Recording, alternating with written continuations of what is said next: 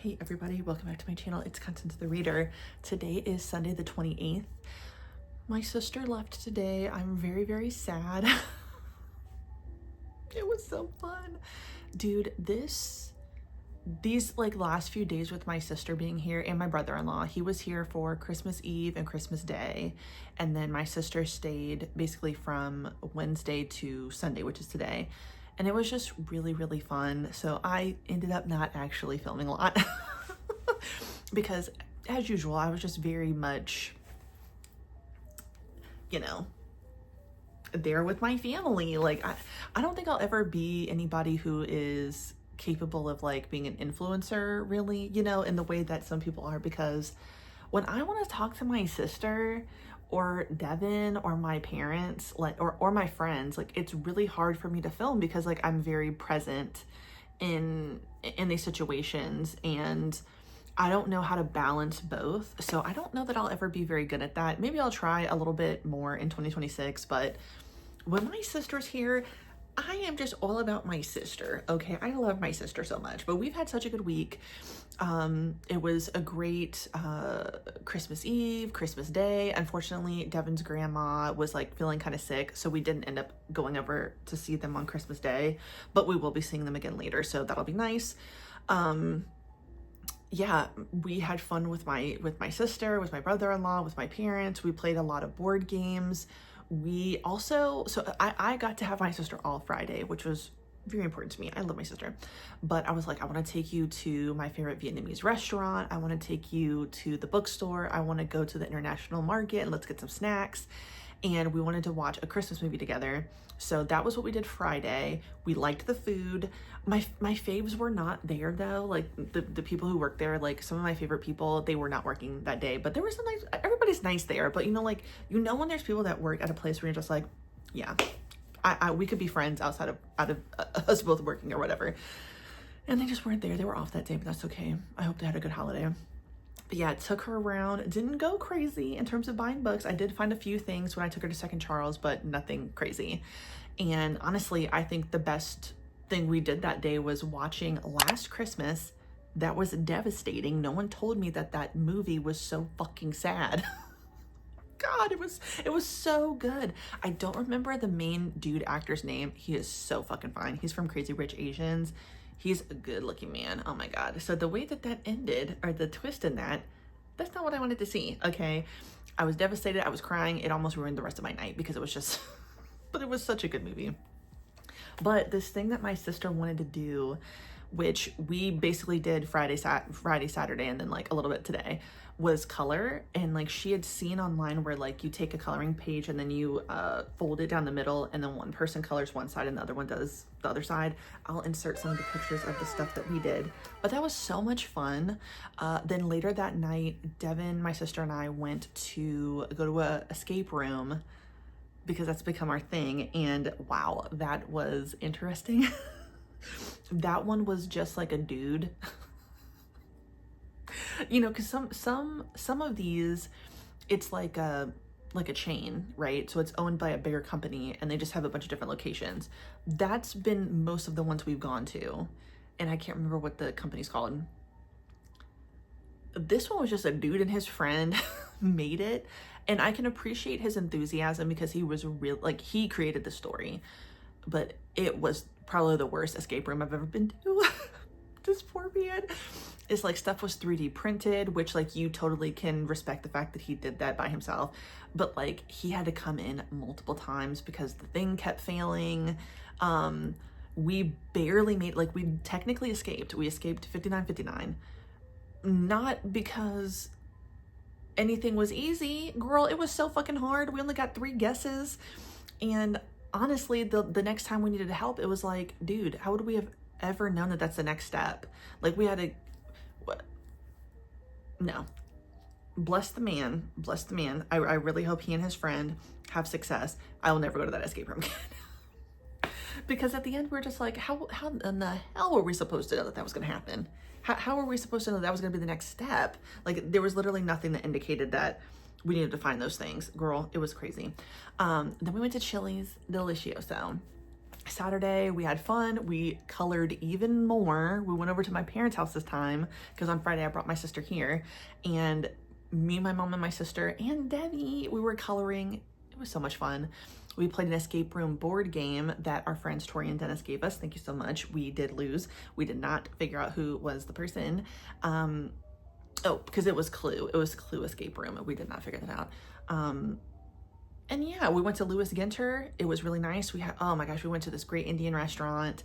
And then today it was really just like coloring some more. We watched more of the Diddy documentary. Oh my Lord. I'm an episode behind, so I was catching up. Then we forced my sister to watch Broadchurch because that's what Deb and I are watching, so we want her to watch it.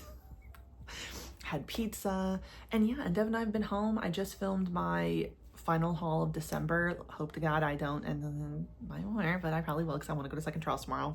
The Second Charles I didn't take my sister to. But yeah, it's been fun. So that was 5 minutes of telling you exactly what happened since I really don't have anything to show you guys. But I had a lot of fun. It's been really, really good. I was feeling like right before my sister got here, like it does not feel like Christmas. It's hard to put into words why, not just because like it was randomly like 60 degrees outside. Now it's cold again. It's just something was missing, and I don't know, but yeah, I think I did a good job. Obviously I have gotten emotional a few points. I was really sad that my sister left. I wish my sister lived here by me. I want her to live right beside me because I love her so much.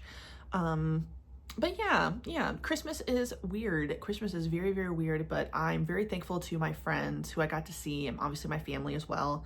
I hope that everybody had a great holiday. I hope whether you spent it with family, friends, or if you spent it alone, I hope it was a really, really good time.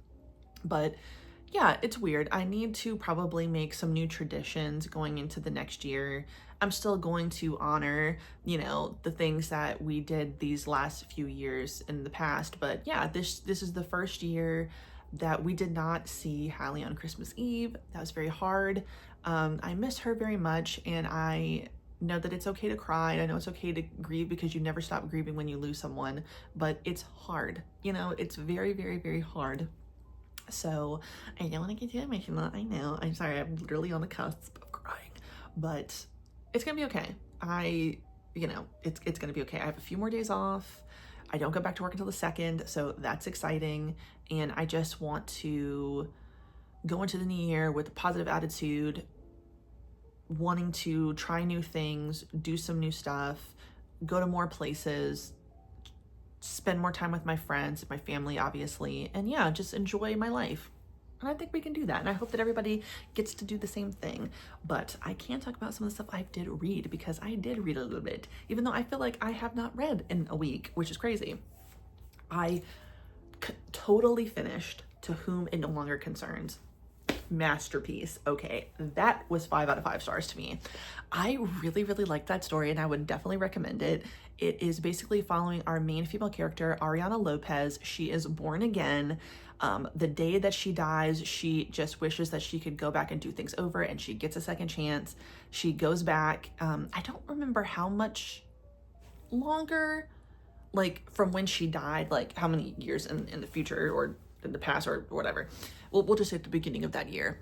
And she changes everything around, and she is determined to avenge herself and everything the people that have hurt her have put her through. She was killed by her half-sister, her biological brother, and her former fiance. And they basically did this so they could further steal from her. And the thing I like so much about the story is that, and I don't think I've ever read anything like it before, where it's about a woman who is, what is that term? When you do the orchestra, she's a composer. She's a composer, so it has a lot to do with music and art and stuff like that. And her grandfather, he was this huge, well-known, very successful and brilliant composer. And when she was younger, he and her mother were killed, and that was kind of like the beginning of the end of her life. That is when all of the abuse started from her brother, when she finds out that she has a half sister because her father cheated on the mom, and the father is like a gambler. He is like dealing with loan sharks. He just really like takes the family down, okay? And this family, the grandfather, this is from her mother, so her mom's father, and the dad is the one who's like, I guess he's just always felt like he did not fit in because he wasn't like of the same like financial status, but she married him for love. He married her for her money. He wants to destroy the family because he just sucks ass. Anyway, the brother and them, they just totally abuse Ariana. It is so shitty and I hate them, and I'm glad that they got what was coming to them because that's what they deserved. Fuck y'all. But yeah, she's the one who got all the talent from their grandfather. She composes all these things for their opera house, and the half-sister is the one that sings. But the half-sister is this evil fucking bitch who is so jealous and projects a lot of stuff on Ariana. The half-sister's name is Elena. Yes, she's a very beautiful woman, but she's ugly on the inside, and that just automatically makes you ugly. I think we can all agree. So she is a nasty, vindictive little bitch, and she's sleeping with Ariana's fiance, whose name I can't remember. What is that man's name? I don't remember, but I don't like the look of him. I'll put pictures up so y'all can see what we're talking about. Fuck him. Fuck her fiance. He's a fucking nasty scoundrel, and of course, he's gonna be in on eventually killing her. So she has to take every single one of them down, and she does it exquisitely. But in the end, who ends up helping her is Duke Heigenberg, someone who has loved her for many years. And it's really interesting because I just recently saw someone talking about how they are kind of like bored of these romances where they met each other when they were younger, but someone doesn't remember. And I can see why that could be kind of like, if you've read it once, you've probably read it a million times, you know, it's not much changed. But I really liked this one because there's a little bit more to why she doesn't quite remember, and that was really interesting. But he has loved her for a very long time. We find out why. He is not aware of why she is very successful with taking these people down, but he's there for the ride, and I really like that. He's a ride or die for his girl, and I like that. As we know, I love a man who yearns, and he absolutely yearns for Ariana. And I don't know, it was just so good. I think it was 70 episodes. I kind of took my time with it, but it was going very fast. It's high stakes, but at the same time, a lot of stuff like, kind of like Remarried Empress, as I've said many times, it's high, low stakes. Something crazy is going to happen, but you know that it's going to work out in our main character's favor, and that's how it is with this. So, you know, I will say that yes, everything gets resolved, but the drama is just enough that it's like, ooh, perfectly done. Yes, I eat it up. So good. I would reread that. It was definitely worth it. The art was very beautiful. I liked the concept, the story. Very, very, very interesting, very cool. I love our main characters. I love how we get a bit of a time skip 5 years later and we see how everything is going with them. I really, really, really liked that. And I was just so happy to be rooting for someone who is going to win, and you know that they're going to win. Good for you, Ariana Lopez. You deserved it. It was good. And I know I kind of gave like a few things away, but trust me, like I'm not even giving half of the shit away because there's so much shit going on to girl. There's a fucking coup about to happen. What the hell? And other crazy things, poisons, drugging, possible kidnapping, an actual murder occurs, girl. Assassins. That's only 70 episodes. Like that's like a lot to happen in 70 episodes, but at the same time, it was done so well. It was like, I was just literally perfect. Like I can't even express like how crazy good that was. Well, maybe I did just do that, but anyway, regardless. So good. What will I be reading next? Who knows? I'm going to open up quite a few things. Some things that I want to finish before the year is over, though, is I really do want to finish, what do I want to finish? What did I say I wanted to finish? Okay, Noragami and Tsugumi Project. I already finished Smoke and Parade. I don't think that I will be finishing Death Note. I don't know. I'm just not in the mood for it. I don't know what it is, but I'm just not. So she's not getting read in Tenor for the End, unfortunately. But hey, I've read Entanglement of Rival Wizards. I've finished Dead Man Wonderland. I finished Smoke and Parade. Was there something else I was reading? Was there something else? I don't know. And girl, I don't even know about Mistletoe Mr. Right, girl, because I was 400 pages long. We'll see. We'll see. But we're gonna get into it, okay? We're not stopping yet. I've got quite a few things around me, but I might pick up some different stuff. Not too long ago, I picked out, oh yeah, Semantic Error. You can't see. It's Just a Dream. It's Just a Dream? It's Just a Dream. Some other BLs. And I got some other stuff there. So we're just going to see where the night takes us. Like I said, it's Sunday night. It's like 7 o'clock. So we have quite a bit to do. You know, we got quite a bit of time to kind of like do what we want. Devin's playing games because he was very nice. And obviously, I mean, as a good husband, as a good person in general, he made sure to make time for my family. That's for sure. But that also meant he wasn't streaming. So I was like, you know what? Go on, girl. Go up there. Stream to your heart's content. Get back on it. And yeah, so it's going to be very fun. So I will end it now before I get to talking too much. I don't know what we're going to watch. I might put on a Christmas movie just because I've watched 2. That's it. No, I've only watched 1. No, we watched 2. That's right. We did watch the one on Amazon. I don't remember what the name is, but it had Michelle Pfeiffer in it.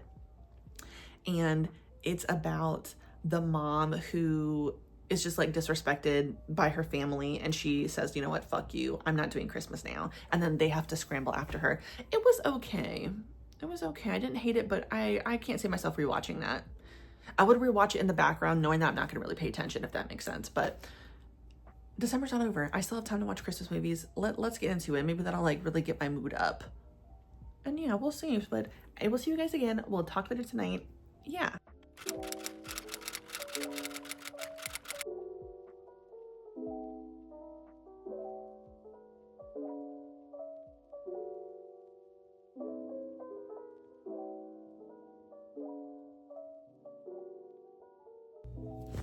Okay, we're back. Hello. Weird angle, I know. I was just struggling and getting pissed off because the new subscription prices for Lezhin just popped up, and I wanted to change mine. I was like on the mid-tier one. I think I paid like $10 a month, which was not a big deal. Like it honestly, it's not that expensive. It's just at the point reward systems don't really make any sense with Lezhin to me. And like, instead of it being just straightforward where it's like you paid for points or you paid for gems, this makes it like, okay, well then there's coins, bonus coins, and points. You can get points sometimes for buying something, but the points are temporary. They can't just stay there.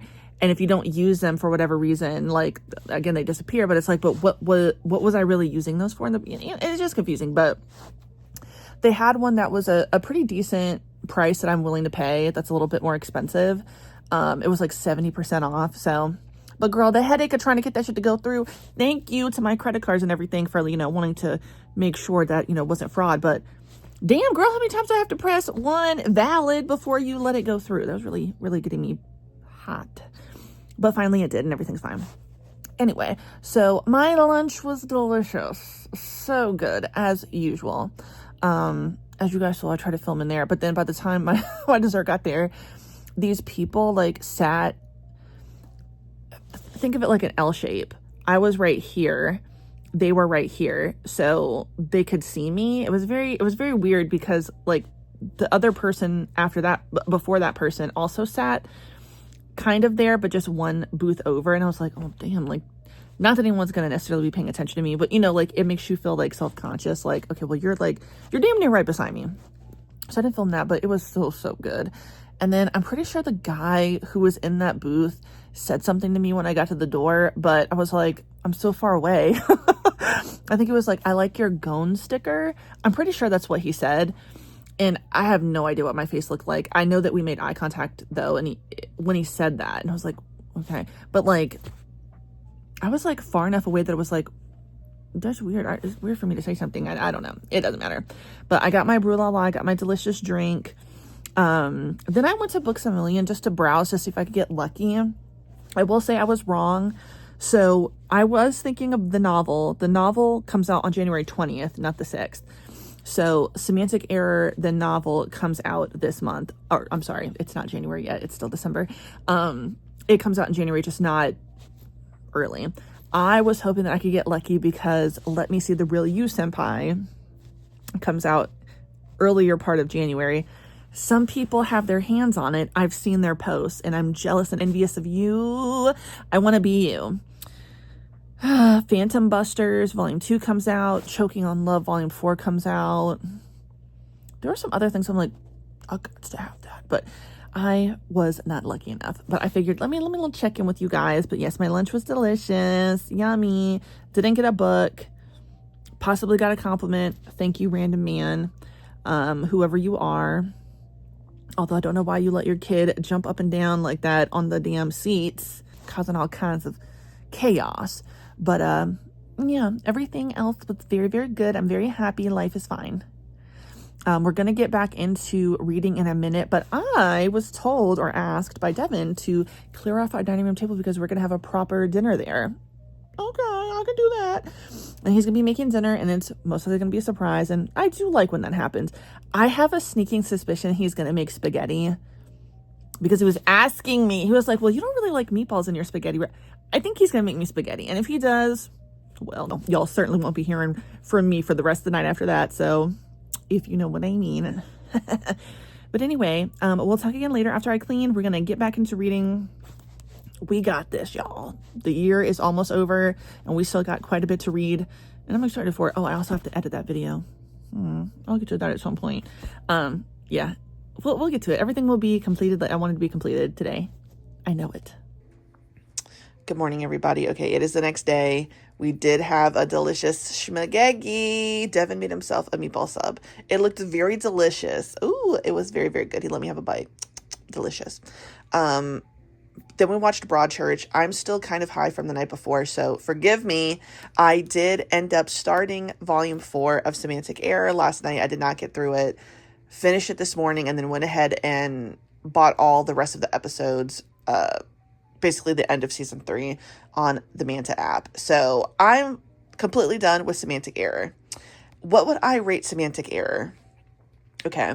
I would say the first 3 volumes, absolutely great to me. Like, I actually probably would have rated it 5 out of 5. But it's once we get to 4 and then the rest of season 3, it dropped down a few for me because of Songwoo. Songwoo really, really, really pissed me off. Once we get to this volume and the rest of the season, all of these like feelings I felt about Songwoo, they're still there, but like he just got to be too frustrating to deal with. So I ended up feeling like, bless Jae Young for having patience, because I would have just been like, I'm done. Okay, I'm out of here. I can't take it anymore. Oh my God, Songwoo was really, really fucking testing me. All right. Obviously, we have to get a miscommunication, a jealousy kind of arc here. Except, you know, these guys, they're absolutely in a situationship, but it is leaning more towards, okay, we're in a relationship. We just haven't put a label on this, which I do kind of feel like is Songwoo's fault. Also, it's Jae Young's fault, but it's because of the way Songwoo might kind of deal with this, right? Because even till the very end, people still have to be like, hey, guess what? 2 men can be together. Let's stop stressing out here, okay? Like, it's gonna be fine. The fact that it's like comes up 3 different fucking times. The first time you understand, you know, Songwoo is, he's on, I don't even know how to describe him. He's looking at things like in a binary, right? So he is saying like, okay, yeah, maybe 2 men could kiss and do these things together, but ultimately, what's going to happen is I will end up with a woman because I am a man, and we will have kids and basically like fit into the cis hetero normative, like patriarchal thing. You understand why, if he's not ever thought anything different or been around people who made him understand that, like, okay, actually, you don't have to just do that. You can also be gay. You can also be trans or what. Obviously, that doesn't come up in here. But, you know what I'm saying? Like, yeah, there's more to life than just two straight fucking people, okay, who are in a heterosexual relationship. You get it the first time. The second time, okay, I can understand that, this guy's in his 20s. You might need a little bit more nudging. But by the end, are you serious? Do we really have to pull out the fucking article after article after article for him to get it finally? That was obnoxious. Okay, whatever. So you see why they're not necessarily like officially in a relationship. But then Sang-woo starts to get jealous at the idea of Jae-young ever having been with someone else. Yoona ends up, she doesn't really spill the beans, but like, okay, there's some type of falling out. I can't even remember what happened and why they have a falling out with each other this time. Let me think. Oh, that's right. Okay. Oh, girl, I didn't mean for y'all to see that. So, things are going kind of okay. Then they go to deal with the person who's going to do the audio for their game, right? And while they're there, Jae-young walks away.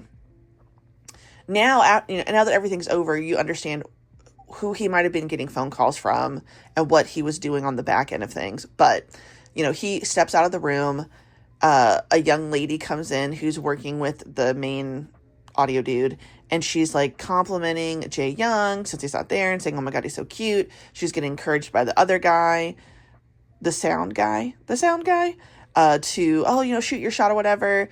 So that makes Sang-woo jealous, but he won't articulate that. And that's where you lose me, when we're not opening up our fucking mouths to speak, okay? You have no problem any other fucking time saying what the fuck pops into your fucking head.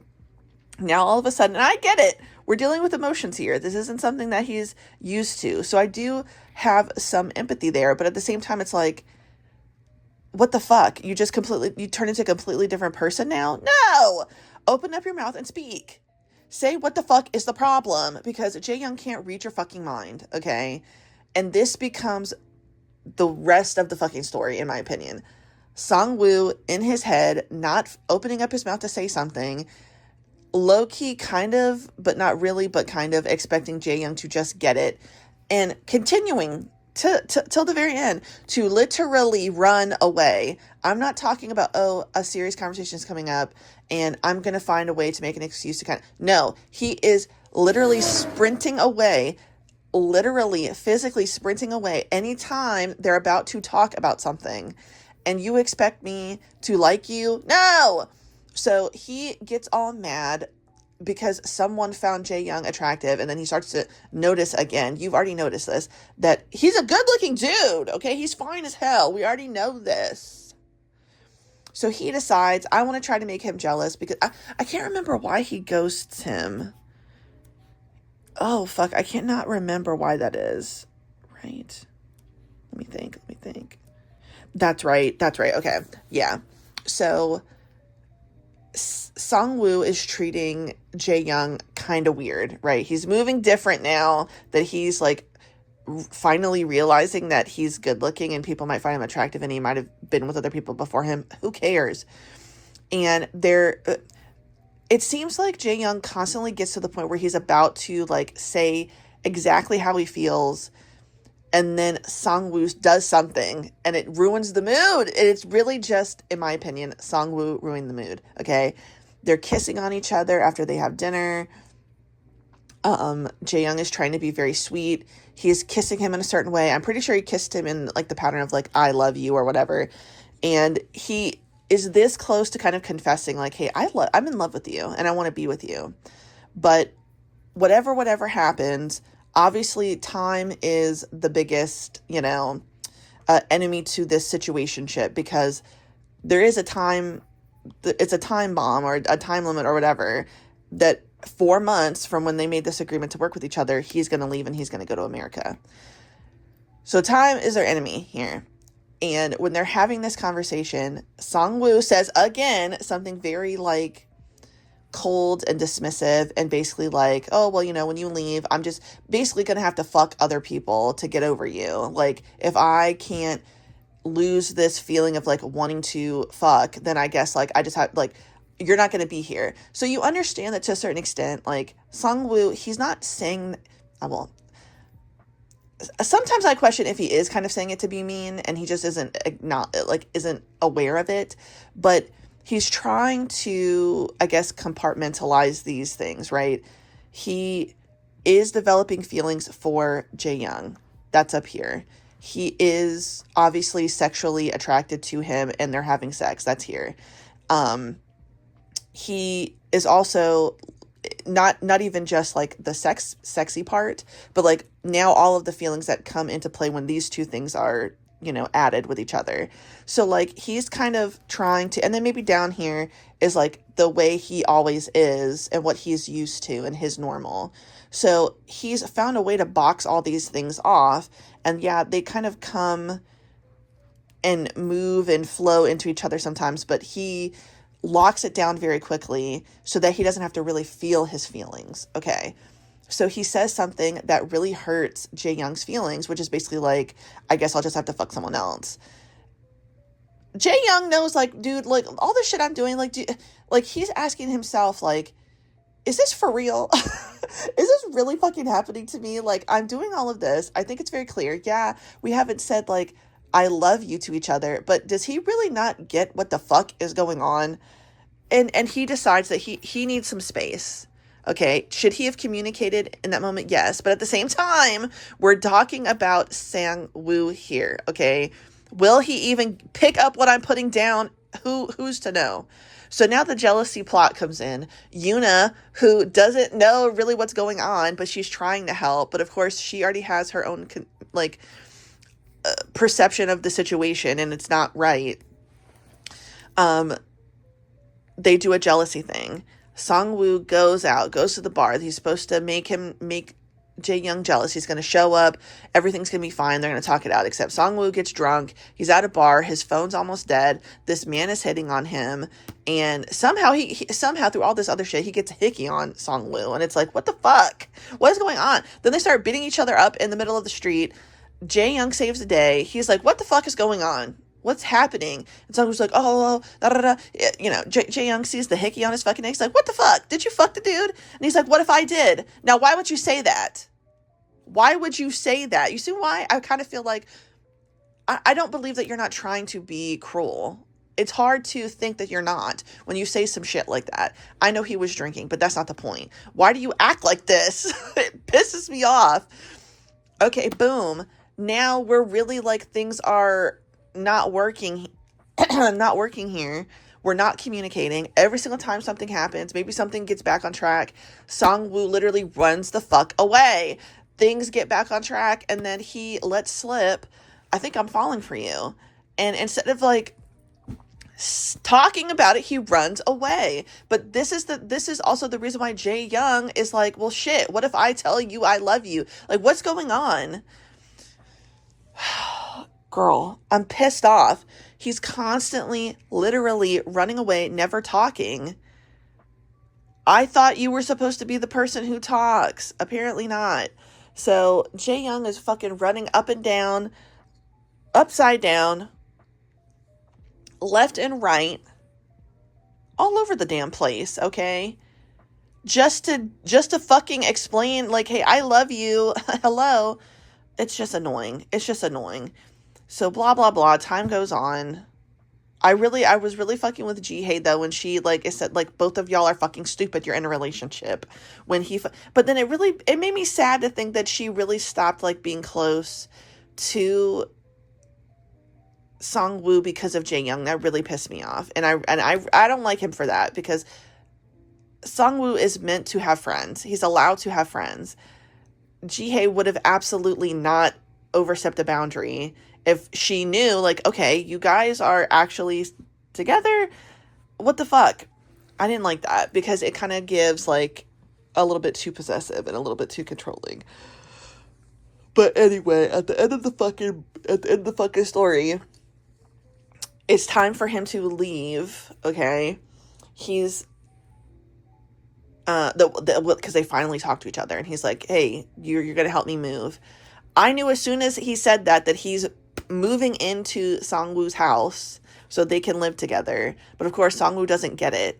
He helps him pack his shit up.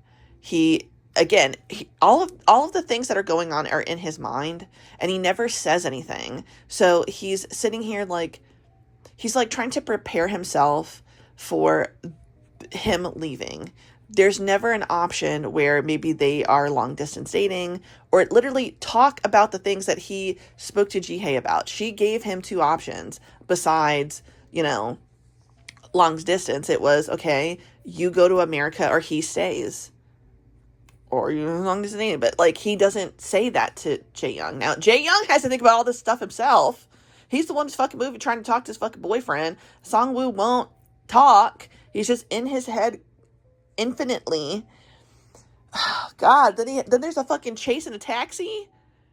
Like, again, with the running away. And then and then in the end, and this is why it lost some stars for me, because the end is anticlimactic.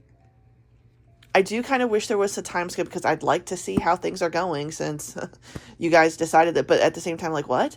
And then, I don't know. I mean, it was just too much. So in the end, finally, they have a fucking conversation. Thank you.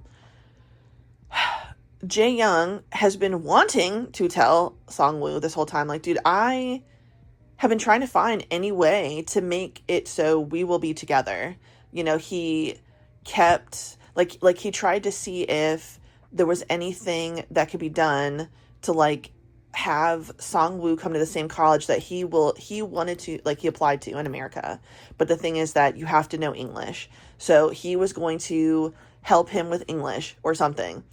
He was going to do something, but but at the end of the day, but not even that, he was like, okay, well, if he can't come, then I'm not going to go. So when he found out that Song-woo couldn't come with him, he was like, okay, well, I'm just going to stay here. And I will go to college in Korea. There was a bunch of other stuff he was doing on the back end that Song-woo was not picking up on. He did not realize. And it's just like, Jae-young is actually so much more romantic than you get the impression that he is. Part of that is Yuna's fault, but also Song-woo, I don't think he ever really gets to know Jae-young really, you know what I'm saying? The other thing that lost me some points is, like, I wish that we would have seen a little bit more of the family. We get a bit of an insight into his personal life when he has to leave and go to a funeral. I actually thought this would be longer. Maybe it's longer in the novel, so I'm obviously going to read that, but you think, like, oh, well, are we going to see, like, a knockdown, drag out fight between his grandpa and him, and maybe Song-woo has to help him in some way get over the pain of, like, the disrespect and the shittiness of the grandpa because he decides that he's going to stay. We see his twin brother for a second. We find out that his twin brother is also gay, and we don't, like, they don't get to talk about that. I thought that was, like, weird. He just took his place so he could leave early. Are we going to talk more about the brother? Like, I thought it would be really interesting to know about their dynamic. I mean, you get a bit of a glimpse at it, but I mean, okay. Then Song-woo and his family. Would have loved to see what's the mom think? What's the mom think of Song-woo? What about the sister? Like, I don't know. Like, I feel like it could have been a little bit longer. I think it maybe deserved to be a little bit longer for all these little tiny things that we saw. That would have been nice. And then, of course, maybe a time skip, future thing. But the thing that I don't know. In the end, Jae-young's going to stay, which is fine. They're going to make it work, and they're going to postpone the release and work on the app a little bit more. Like, that's great, but, like, okay. All right. You know what I mean? It just kind of felt lackluster. So, Semantic Error, this is definitely one I would reread, but, like, it's the first 3 volumes are where it's at for me. They just killed it with the first 3. I mean, the sexual tension was so amazing, very, very spicy, I loved it a lot. But yeah, that tension, fuck yeah, that was pretty nice. I liked it. Their dynamic, kind of like rivals, not really enemies kind of, enemies to lovers, all the things that Jae-young was doing to kind of win Songwoo over and he was not picking it up, like showing up a certain things, helping him in that class. Like he would, Jae-young, you know what? You really, yeah, you're that dude. I like you a lot. Anyway, I'm rambling. I'm sorry. It's because my mind is hazy, but I need to eat food. But yeah, I'm going to be moving on to something else. It's early morning, so I still have tons of time to read. But girl, I don't know what I'm going to get into. We'll see. But anyway, let me eat, and then we will get together on the sofa. We'll pick something to watch, and we're going to really hunker down. I'm excited. And I will see you guys in a second. Hello. Okay. God, it is 3. I don't remember the last time we spoke. Like, obviously, I just talked to you guys when I was in the bedroom, but I decided to come in here, finish editing the vlog. She's a long one. It was okay. But as I was editing it, I was reading Super Light Hands-Free Undies version 2.0. Oh, fuck. And it's like basically the 2 guys from Incomplete Combustion. Oh, they did another one swapping? Well, I'm gonna have to look at that one. I didn't know that. My God. Okay, yeah, so it is the 2 main guys. It's like Christmas Eve. They don't know each other, so it's complete, like it's the same characters, different story, obviously. Except, I don't remember, it's hard because in this one, they're not both brunette. So it's hard to say, but okay. I'll put the picture up so you'll know. So the one who has like sleek purple eyes, I don't remember his name. I'll try to look up, but he is a gangster who comes into the other guy's restaurant and he's a part-timer. So I also think that their ages have changed too.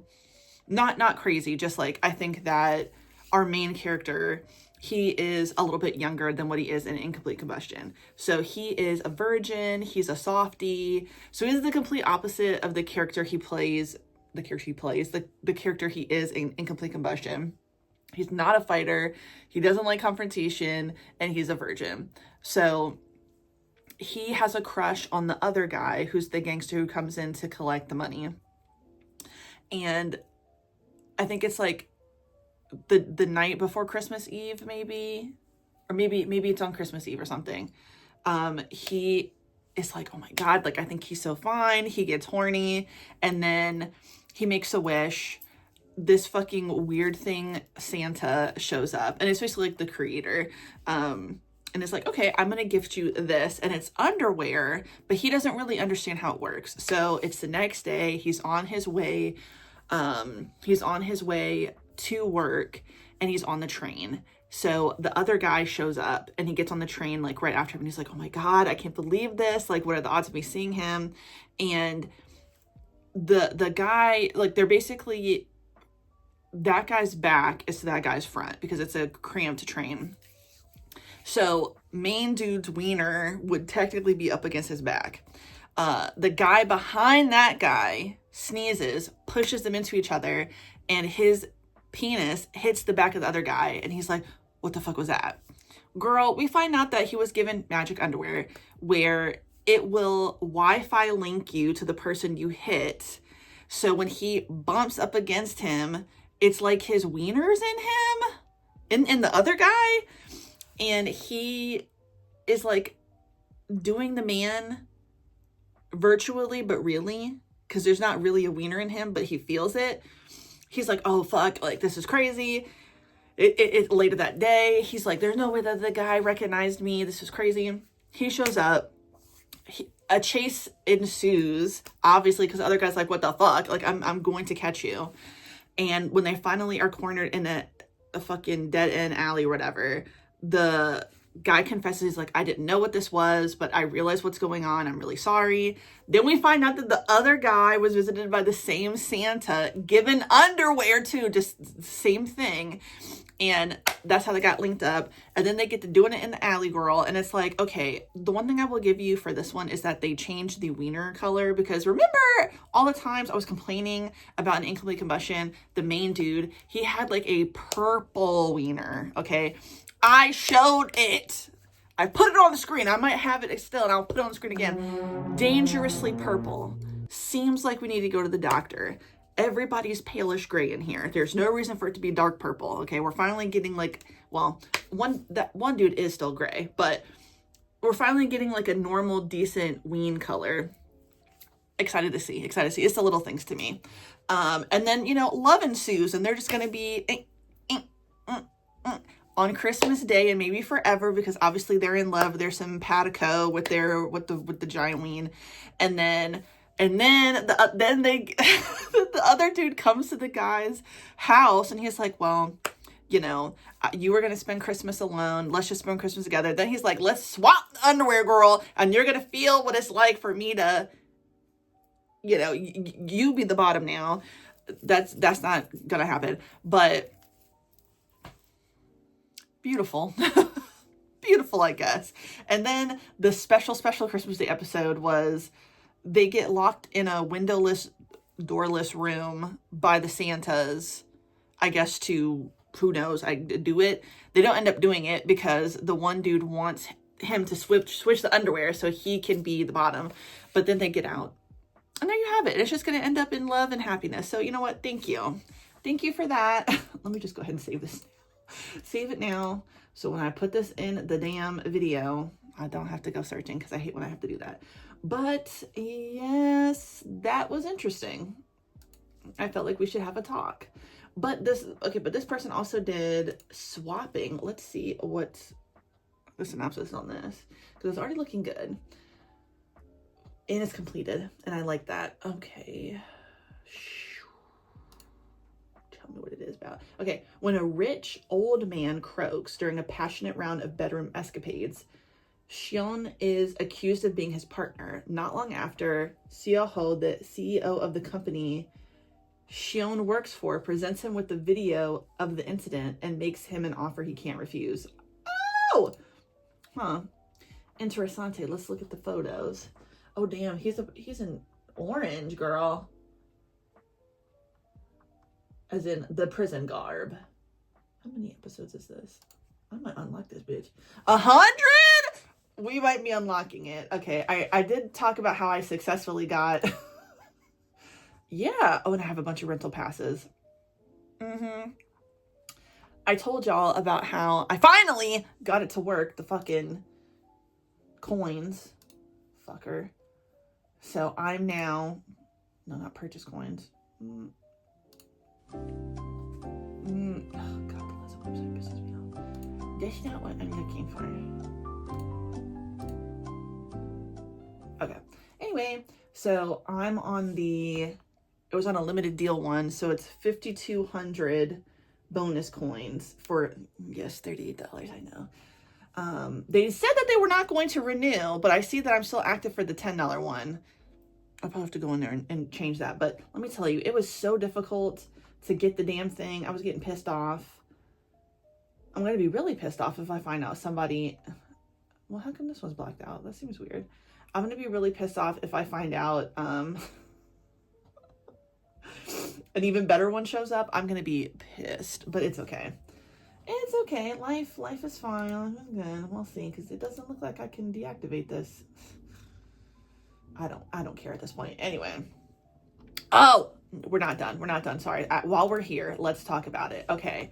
Backlight. Caught up on Backlight. The newest episode dropped today. It's happening. Okay. Hear ye. It's happening, everybody. If you were wondering, we're getting to the part where it's the breakdown. Okay. So flashing hands.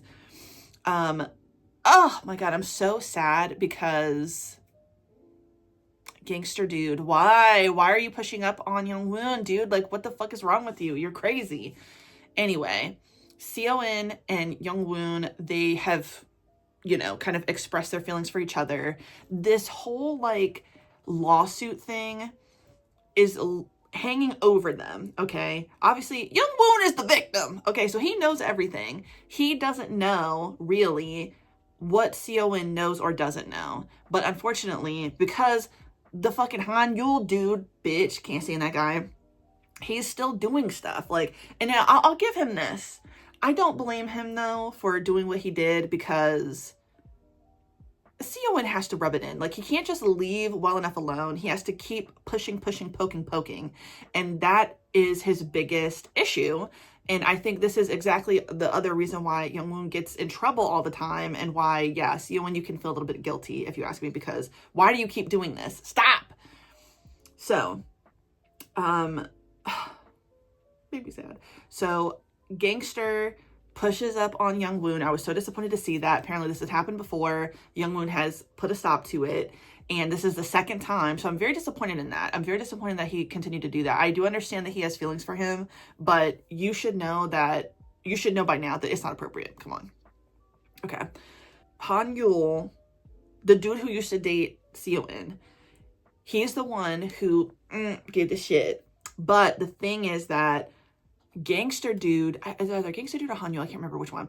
They dropped the shit off. They dropped the thing off again, I think, at Seowin's door, because what was his name? Oh, Youngwoon didn't know. He didn't realize it was gone. Okay, so Hayul is like, the dude.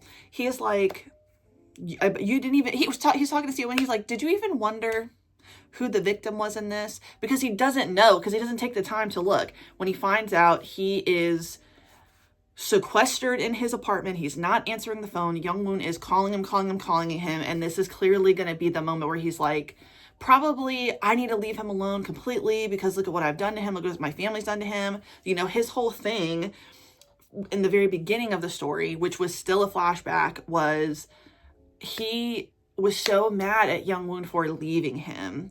So and I mean, look, unfortunately, this also has to do with Seowin's just family, you know, his adopted brother, his adopted family, the way they treated him, it was fucked up, okay? And they really did a number on him, okay? And they still are to this day. He doesn't know all this stuff that his family did. Now he knows. Now he knows that he had all of this anger that was not directed at the right person. Now he knows that he held this grudge for so long and then made a point to hurt Youngwoon in the very beginning. Yeah, he's apologized about it since, but does that really matter? Like, you've already hurt him, so you're going to feel guilty. So I think that's what we're going to be working with now.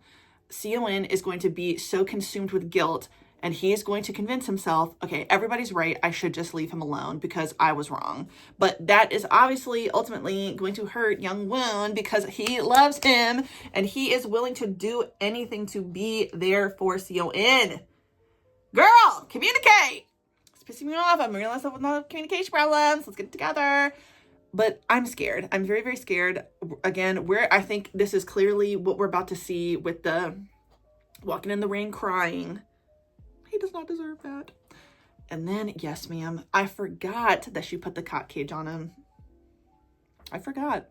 And you know what? It was good to see again, because I love them so much. And I'm just so happy. Yeah. Is that hold on. I need to look at that again. Oh, did they edit it on the back? Okay. So, yeah. Okay. So I have no idea where Yes Ma'am is going, to be honest with you. I'm really hoping that they stay together. We're almost at 30 episodes, so I don't know if it's going to end when Joo-hee, the girl, finally like just comes to terms with the fact that, hey, I do like him and I think I'm willing to give love another chance. I want that for her. Like, I want her to get to that point, because the reason why she kind of started this was being really disappointed in how she was treated in relationships. So she was like, I'm just going to have sex. I'm not going to fall in love. But obviously he's in love. Okay, girl. Oh, it just makes me so sad. Ji-woo, I don't want him to be sad. I want him to be with his woman because he loves her. But anyway, he's crying, whining, whimpering, pleading. Exactly what I enjoy to see, as we all know, as I gush about. But yeah, now they're doing stuff outside, girl. Not my thing, but you know, I like to read it. That's nice. Definitely not my thing. I would not be doing that. But I like what I'm seeing here. Girl. But I just need them to be together. I need her to just accept that you like him. just date, okay? Like, period. It just needs to happen. And this most recent episode was really, really funny because it's like, oh my God. She's just taking so much pleasure out of like all these things that are happening and all the ways that he gets a little embarrassed. Like, it's so obvious that she has feelings for him, but we just have to wait for her to get to that point. But I'm just so sad. I don't want them to like have a falling out because like she was trying to make them have a falling out. It didn't work because he's like, oh, I'm keeping this cock cage on, girl. And I'm not gonna break any rules. He's like, I'm not touching myself. He's literally going to be the perfect submissive for her. So and he will never stop. He will never say the safe word, which not good, but he is all in with her. He is just wanting her to be all in with him. My God, save this young man. I just want the best for him. I truly do. Girl, I'm so behind on, I'm like, 1, 2, I don't think I read that one either. So it's like, I'm really 1, 2, 3, 4, 5, 6, 7, 8, 9. I'm like 10 episodes behind on Swallow You Whole. What the fuck? I need to get back into it. Maybe I'll start over from the very beginning. Who knows? But anyway, I'm gonna finish this edit because I'm pretty much done. I just want to go over some of the stuff I did last night and add the music, and we'll finally get this mother trucker out. It's gonna take. Sorry it took me so long. I also have like another thing I have to edit. Tomorrow's the last day I have off before I have to go back to work, so I need to get productive. So yeah, so I'm gonna have more spaghetti. And we'll talk again a little bit later tonight, and hopefully I will have read some more. And it'll be great. Today's the 20th. Oh my God, today's the 30th. We're almost there. What the hell? When do I go back to work? Now I really do need to check. Do I go back to work Thursday or Friday? No, I don't know. Anyway, enough rambling. I'll see you guys again later. We'll talk again, and we'll have talked about stuff that I read because I will have read. I really will.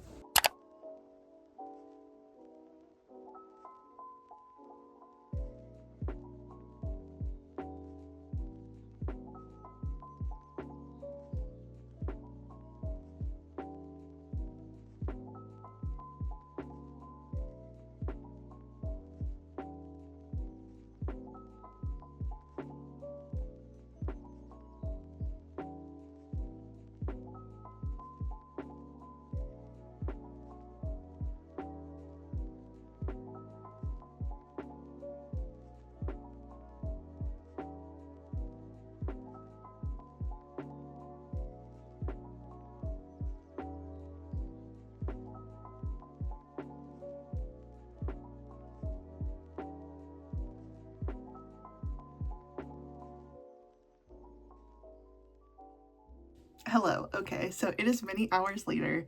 I'm really excited because I uploaded my, not the one from Christmas week, but the week before. I uploaded that. I uploaded for tomorrow, which is January 1st, my final haul of December. And now it is 8:42. Okay, sorry for the light changing. You know, it's my Gobi lights. Anyway, I just watched a Chinese drama. We gotta talk about it. 3 men I grew up with chose another woman over me twice. Bitch. This one was so interesting, especially the ending. So it's this woman. She was kind of like loosely adopted into this family that had these 3 brothers, and the kids were all the same age. It's like 3 brothers and the girl. They were all kind of around the same age. And even though she was being raised like their little sister, they also all were like, we're gonna marry you when we get older. You know, that's not that weird. But like eventually it became actually very real. And she was really supposed to choose one of the 3 brothers to marry. Well, here comes another fucking bitch. As usual, she infiltrates, and just like a man, can't think with this, they're thinking with this. Even though I don't think they were really gonna fuck on the chick. It doesn't really matter. Like, you were not thinking with this brain because you were supposed to be there for your sister, kind of, whatever.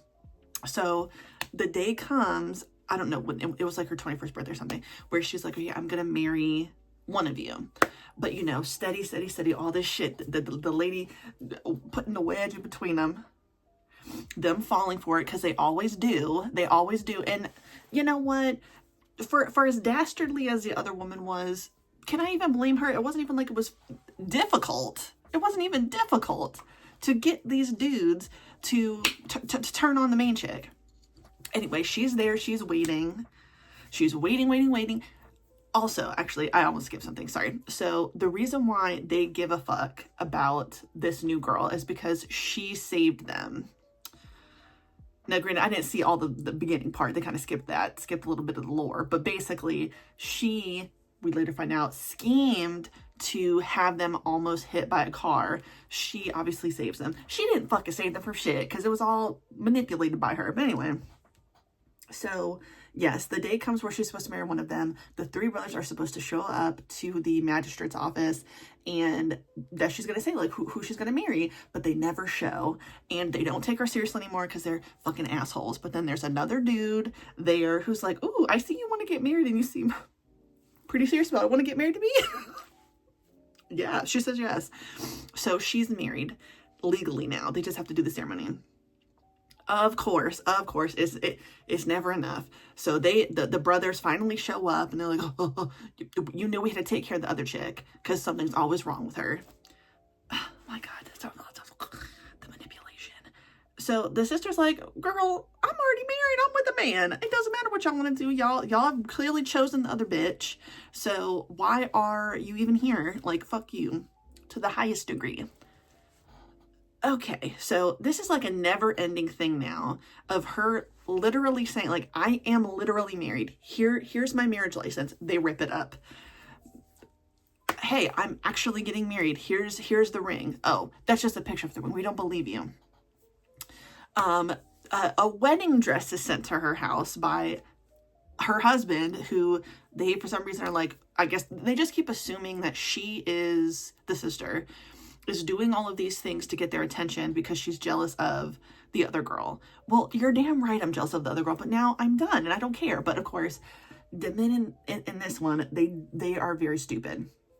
They refuse to believe that they are anything less than God's gift to her, and that even though they put her through so much shit and continue, it doesn't matter because there's no way the alternative could be true.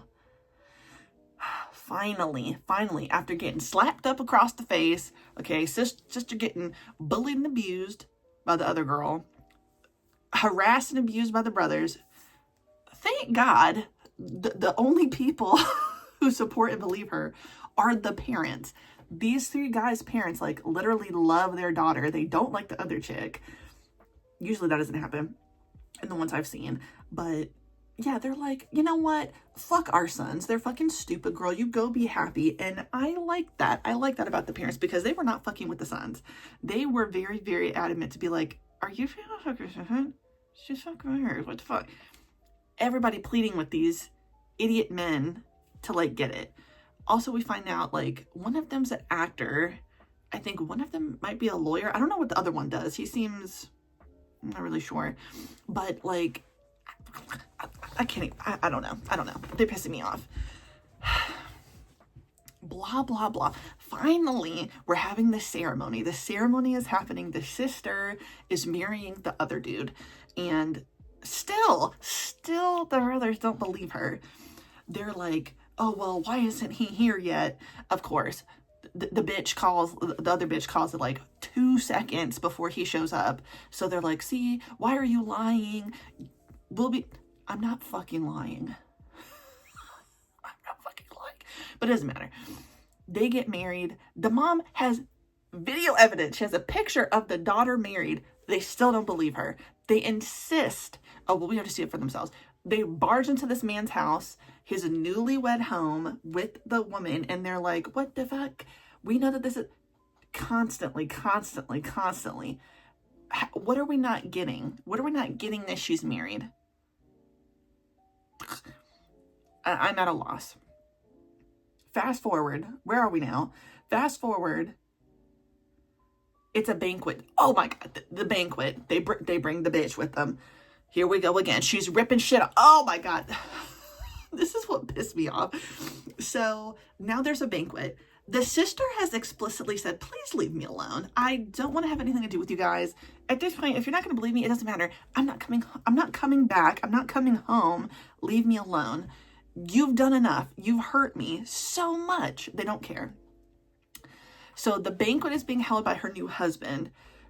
Nobody, I guess, okay, I was kind of paying attention to something different when I was watching that part. I think he's been the president of this big company, like the richest family. Nobody knows what he looks like, but they know his grandma. He and his grandma are like this, of course, and the grandma fucks with the wife because she knows, and she makes a comment that we later find out. She's like, oh, you're the girl that he's always been in love with. So later we find out he literally had one interaction with her years ago. Love at first sight, has been loving her since. You know, I like that. I like a man who yearns. I mean, everything was just like perfect. He was like waiting. Really, the reason why he was there the day that she was supposed to get married was because I think he was going to have a conversation with the brothers and be like, look, I love your sister. I want to be with her. But they didn't show up. And guess what? That's fate, bitch. So because the wife is there, but the husband and the grandma aren't there yet. Now you got the fucking other lady. You got the three brothers. You're like, oh, you're lying. Rip the shit off her neck. Okay, they ripped the shit off the wife's neck. That's a family heirloom. Thank you very much. They ripped the bitch off her fucking throat. And of course, then a mob starts to get fucking crazy because in these things, like, all it takes is one person making a comment like, oh, well, they must be lying.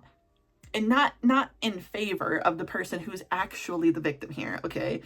The wife is the victim. The sister is the victim. All it took was for that fucking bitch to say something and be like, oh my God, you betrayed your brothers. Fuck you, okay? Fuck you so hard. So then she starts to get the mob ready. Thankfully, the grandma shows up and the husband. They're like, yeah, I'm the president. Now, all of a sudden, everybody gonna backtrack on how they were treating the fucking lady. Fuck you. Okay, I would have been like, okay, we're getting everybody up in here. And anybody who was rude, oh, fuck you. Moving on. So, of course, and I love to see when this happens, because the sons and that fucking bitch are acting crazy, his family, the president's family is like, I'm not doing business with y'all anymore. It doesn't matter to her because she's married to him. She's not even a part of that family anymore, so fuck you. Fast forward, the sons become alcoholics, girl. They are devastated, as they should be. The scheming chick is still like weirdly scheming, but she's not in the house anymore. Like, they're done with her because the oldest brother started to put two and two together, and he was like, okay, bitch, you're the reason why. Really is y'all three, but she is also a reason why they don't have a relationship with their sister anymore. So they're getting drunk. Luckily, the parents are like, can y'all get the fuck up out of here? Like, y'all need to get it together. Your sister's happy, so shut the fuck up. It's your fault. Somebody had to say it. Now it's another day, another event where I guess, okay, yeah, the sister, she's like a jewelry designer, and she'd always want to be a jewelry designer, but the brothers were like, but before they got seduced by the devil, they were always like, oh, well, no, like, that's great. That's a great hobby, but like, we're going to take care of you. So they didn't even love her. Okay. They only treated her like a possession. They didn't really care about her, and that's why she's not with you. Anyway, just like every other thing, the scheming girl, because obviously she knows the person that she hates, the sister, she hates the fact that even though she's not cool with the brothers anymore, like, they still are loyal to her. So she wasn't able to cut that off. She upgraded to like a hotter, better, richer man. That pisses her off. So what does she do? She brings a knife, okay? And we're not talking about like a little, like, we're talking about a hunting knife. She's gonna gut the fucking bride, the sister. She's gonna gut her in front of everybody.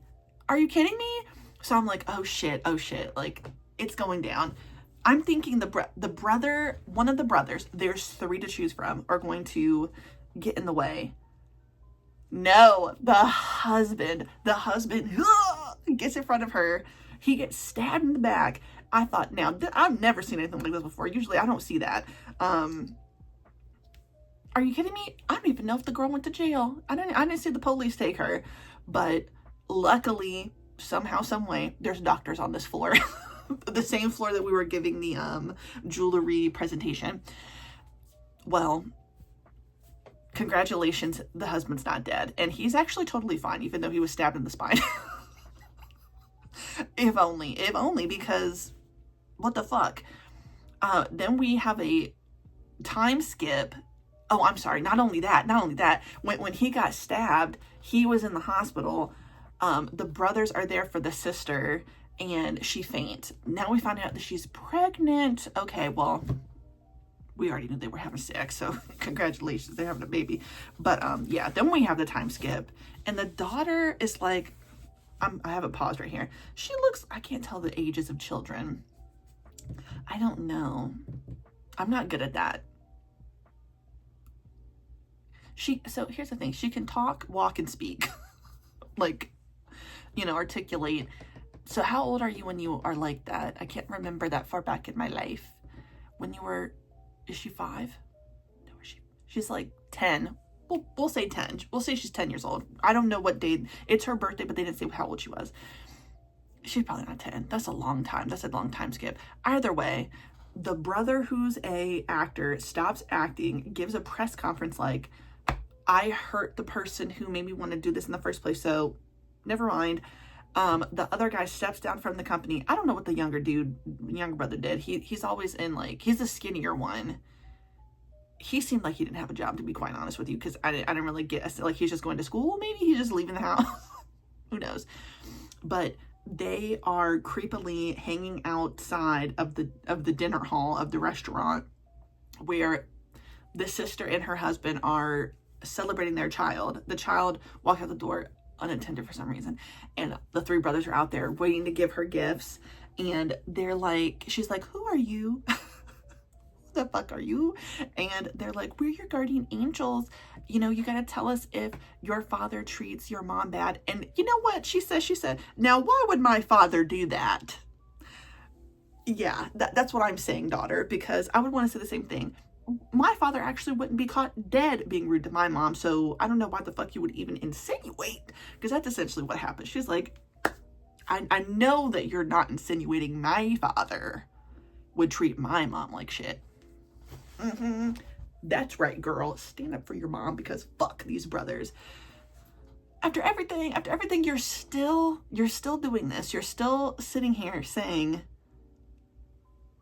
but we gotta be there for, she doesn't need you. What are we not getting? She doesn't want you in her life. Audacity to the highest degree. But anyway, I do want to see something different. I got to figure out what I want to watch. There's some good ones. Oh, I saw this one on TikTok. The day my CEO husband started reading my mind, our contract marriage went off script. I saw it on TikTok. He didn't believe my cry for help until I served him divorce papers with his child. I'm not gonna watch that one. I might want to watch that one. Some of these are so good. I died knowing his love. Reborn, I became his wife. Okay. Ooh, 3 years and change. 3 years in chains. 1 million for her, all to become her worst enemy. Oh, what about this one? I married my ex to save the woman I love. It was the ultimate betrayal for us. The day I found out my husband's secretary was his wife. Ooh, oh, my husband framed me for her crime. I served 15 years now. I'll serve them justice. Oh, yeah. That actually will be the one I watch, and that's 2 hours long. I'm gonna fucking watch it at 2 times the speed. I don't care. I'm watching you. I am watching you. And you know what? Who knows? Maybe we'll talk. 7 years, 1 lie. He was never poor. He just never loved me enough to save my mother. Okay, what's really going on? What's really happening? Anyway, we just had to take a break to talk about that because Lord have mercy, that one was crazy.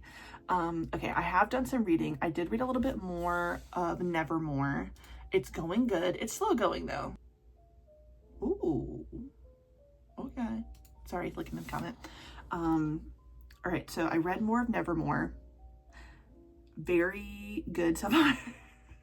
But, okay, one of the people that died, I had said that he's like, he's giving pirate. No, he's giving magician who died. Okay, so because what he remembered of his death, he only remembers that he was drowning, but he didn't, he described it that, so basically when you finally figure out how you died, it usually helps you turn, like, get your spirit powers or whatever the fuck. So he thought he remembered his death, but he didn't. Something else is different. He knows that he drowned and he has that right, but he's like, it didn't have the sense of like churning water or whatever. So I think because he's done a few magic tricks, he was trying to do the like strapped up, like break free of like the straight jacket in the tube of water. Crazy. We also find out, so something that we found out about Lenore's death. Lenore? I think that's her name. The main person who looks like gender bended Edgar Allan Poe. Lenore? Is that her name? My bad. What the fuck? Okay, slow down. We're just gonna say Lenore. Sorry. We've seen some flashbacks of her. She first thinks that the way she died was being crushed by a tree, but her brother was dead first. Dude, a bit of a spoiler. So think of it like this though, and what we just found out, like through the twins that like are the deans of the school, academy or whatever, her brother came there first. He was at the top of the school or whatever, which is weird. I don't really, what are we even really doing? I don't know, but he was the top, she's the bottom because she's gotten so many demerits. So I'm wondering if somehow something is going to come into play about her brother. We don't know how she died, but here's the thing. What's her name? The other chick. I don't remember the other chick's name, but her lover, clearly. So here's the thing. So Lenore remembers everything at the beginning of the two women meeting, but the other lady remembers everything at the end. So that's why she got her spirit powers, because she remembered how she died. She's a lady in white. The thing though is the lady in white, their backstory is they were betrayed by a lover. So it's scary to think that maybe Lenore is the reason why she became the lady in white. What the fuck? But yeah, I think her brother's gonna show up somehow. Is her brother the Raven? Who knows? I don't know. But things are unraveling, and it's very, very interesting. Okay, we're done with that. I am continuing on swapping. I don't know if we talked about the fact that I went ahead and unlocked that. It's by this, I don't remember if it's by the same two people, if it's the artist and the author, if the author and artist are the same person. Sorry, but like Incomplete Combustion, I think it's just similar artwork of the artist for swapping. I'll figure that out and put the information. What the fuck is going on? This one is so weird because it's like a man dies, a pretty influential man. He was having affairs with celebrities, that nasty freak shit, okay? And apparently he filmed himself having sex with a male actor, but he died during that sexual situation. That actor called his brother and was like, you need to help me, because his brother is an attorney. And neither of them realized that they were on video, that there's a video of them, of the first brother having sex with the old man, and then the second brother showing up. I don't know why he did this part. I need to go back and reread the first episode, because it was a little confusing, because it was like a man put on lingerie and started jerking off on the body, and that was the attorney brother. But now why'd you do that? Why'd you do that? So the guy who ends up with the videotape, he's the president, CEO or whatever of the company that the lawyer brother works for, and he sees him in lingerie and he gets a boner. Okay, whatever. And then he is like fixated, fantasizing about the lawyer dude. All the while, the son of the old man who died figures out, because the lawyer has to turn himself in because obviously his DNA is going to be there. And I guess the whole point of that was to like take the heat off of the actor brother. Couldn't we have done something different? I don't know. I guess they didn't want to ruin the reputation of the actor brother. So they're like, okay, whatever. Because then we find out that the lawyer brother has some other shit going on from another company. Whatever. The thing that is blowing my mind, I know I'm still early on, is that the guy, actually, I totally skipped this part. Sorry. So the son of the old man, I don't even know. I'm having a hard time following who everybody works for.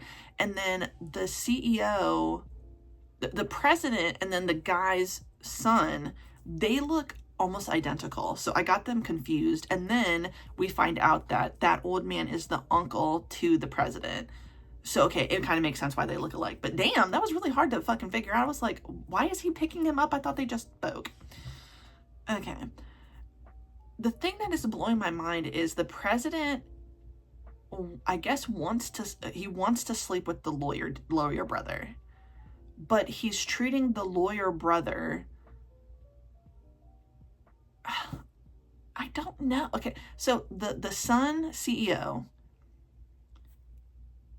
he doesn't know that the actor brother slept with the old man, with his dad. He doesn't know that. So he is harassing the lawyer brother for something pertaining to the death of the dad. And he's suspecting that he has something to do with a second will that was made. Okay. The president uncle, a nephew, I should say, the president nephew is like, I don't really know what he wants from the lawyer brother. It's really hard to figure out. Like, as I'm sitting here, usually I can work that out as I go. But no, I actually have no idea what he really wants from him. He saw him on the video, but he has the whole video. So he knows that the person who was initially having sex with his uncle was a different guy. Now, does anybody actually know? I don't know why. I don't know how. Lawyer brother and actor brother are not brothers. Like, it's like you're trying to be like hard on the lawyer brother, but at the end of the day, how do these two guys in the video know each other? They look very similar. So, okay, maybe they don't look close enough for you to think, oh, they're brothers. But at the end of the day, they know each other. So he's not asking him, really, the lawyer brother. I just don't understand. I'm just really, really lost on that one. I'm very lost. I don't know what's going on. Who can know? So yeah, I don't know what's fucking going on with that one. And then what else am I reading? I don't know. Oh, I have to finish. I'm not, obviously, well, it's still kind of early. I might be able to, but I'm almost finished with a book that is for my book club. I'm going to be at least a day late. I'm probably not listening to this for the rest of it. Let's be honest. But, oh my God, it's fucking terrible. And by fucking terrible, I just mean the voice actor. To me, I can't stand this guy's voice. And girl. And his voice for women is really atrocious. And I think that's really what's getting me. Every time he's talking in what's supposed to be a woman's voice is absolutely fucking terrible. And then sometimes when he's doing the old man's voice, I'm like, what the fuck? Okay, it's The Color of Death by Trey Gowdy and Christopher Grayson. Oh, God. Unfortunately, we'll read the synopsis together. I already knew this going in, but it's on the bestseller list, and that's why. From the #1 New York Times bestselling author and Fox News host, Trey Gowdy, comes a dark mystery debut about a murder in a small South Carolina town. Assistant DA Colm, whose name is that? Truesdale must pick up the pieces of his own life in order to solve the case. Following the death of his wife and daughter, Colm. And I'm so glad I looked at that, because I thought, why does it sound like they're trying to say Cole, but totally off? Now I know his name is Colm. I need to look. Is that like a South Carolina name? I've never seen that before. Colm Truesdale is left mentally scarred. I would be too.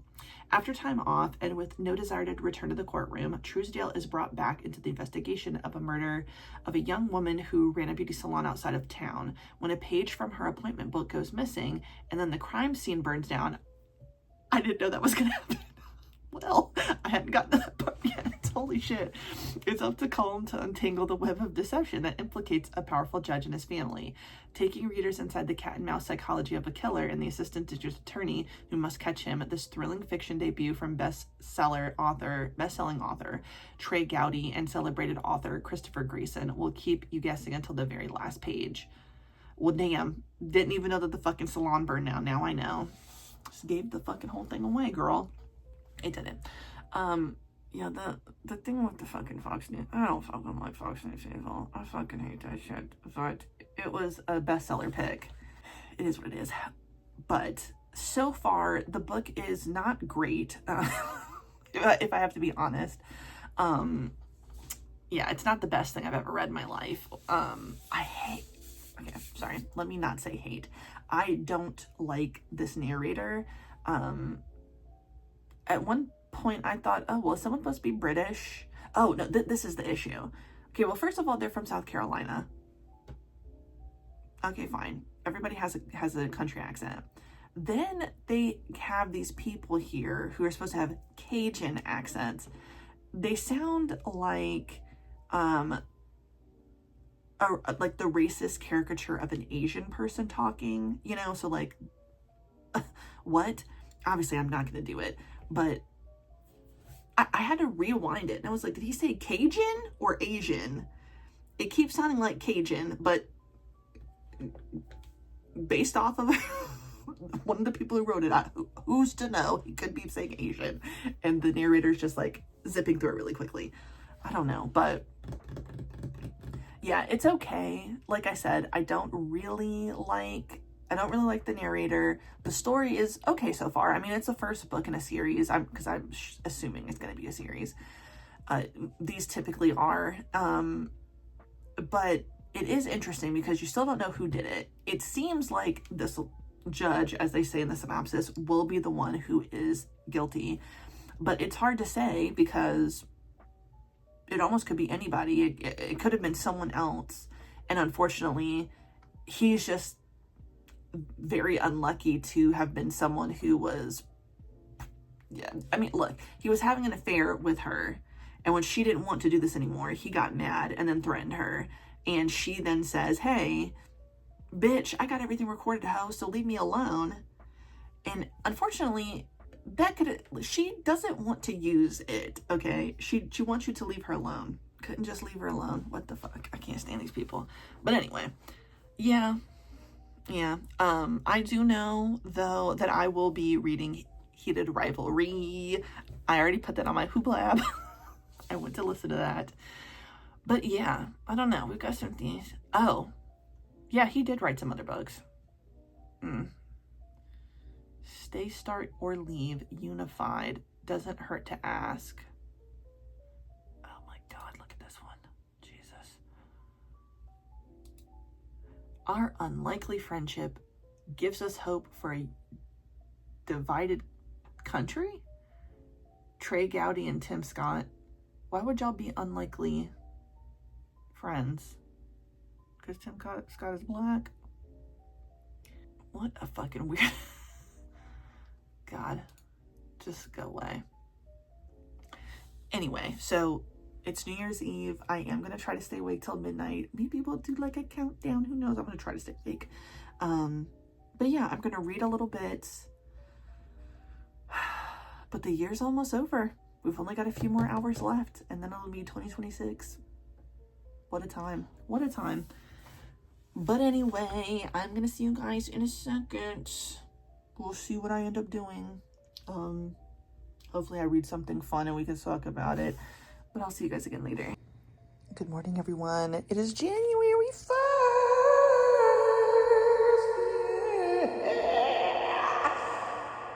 Yeah. We're here and we're excited. My first read of 2026.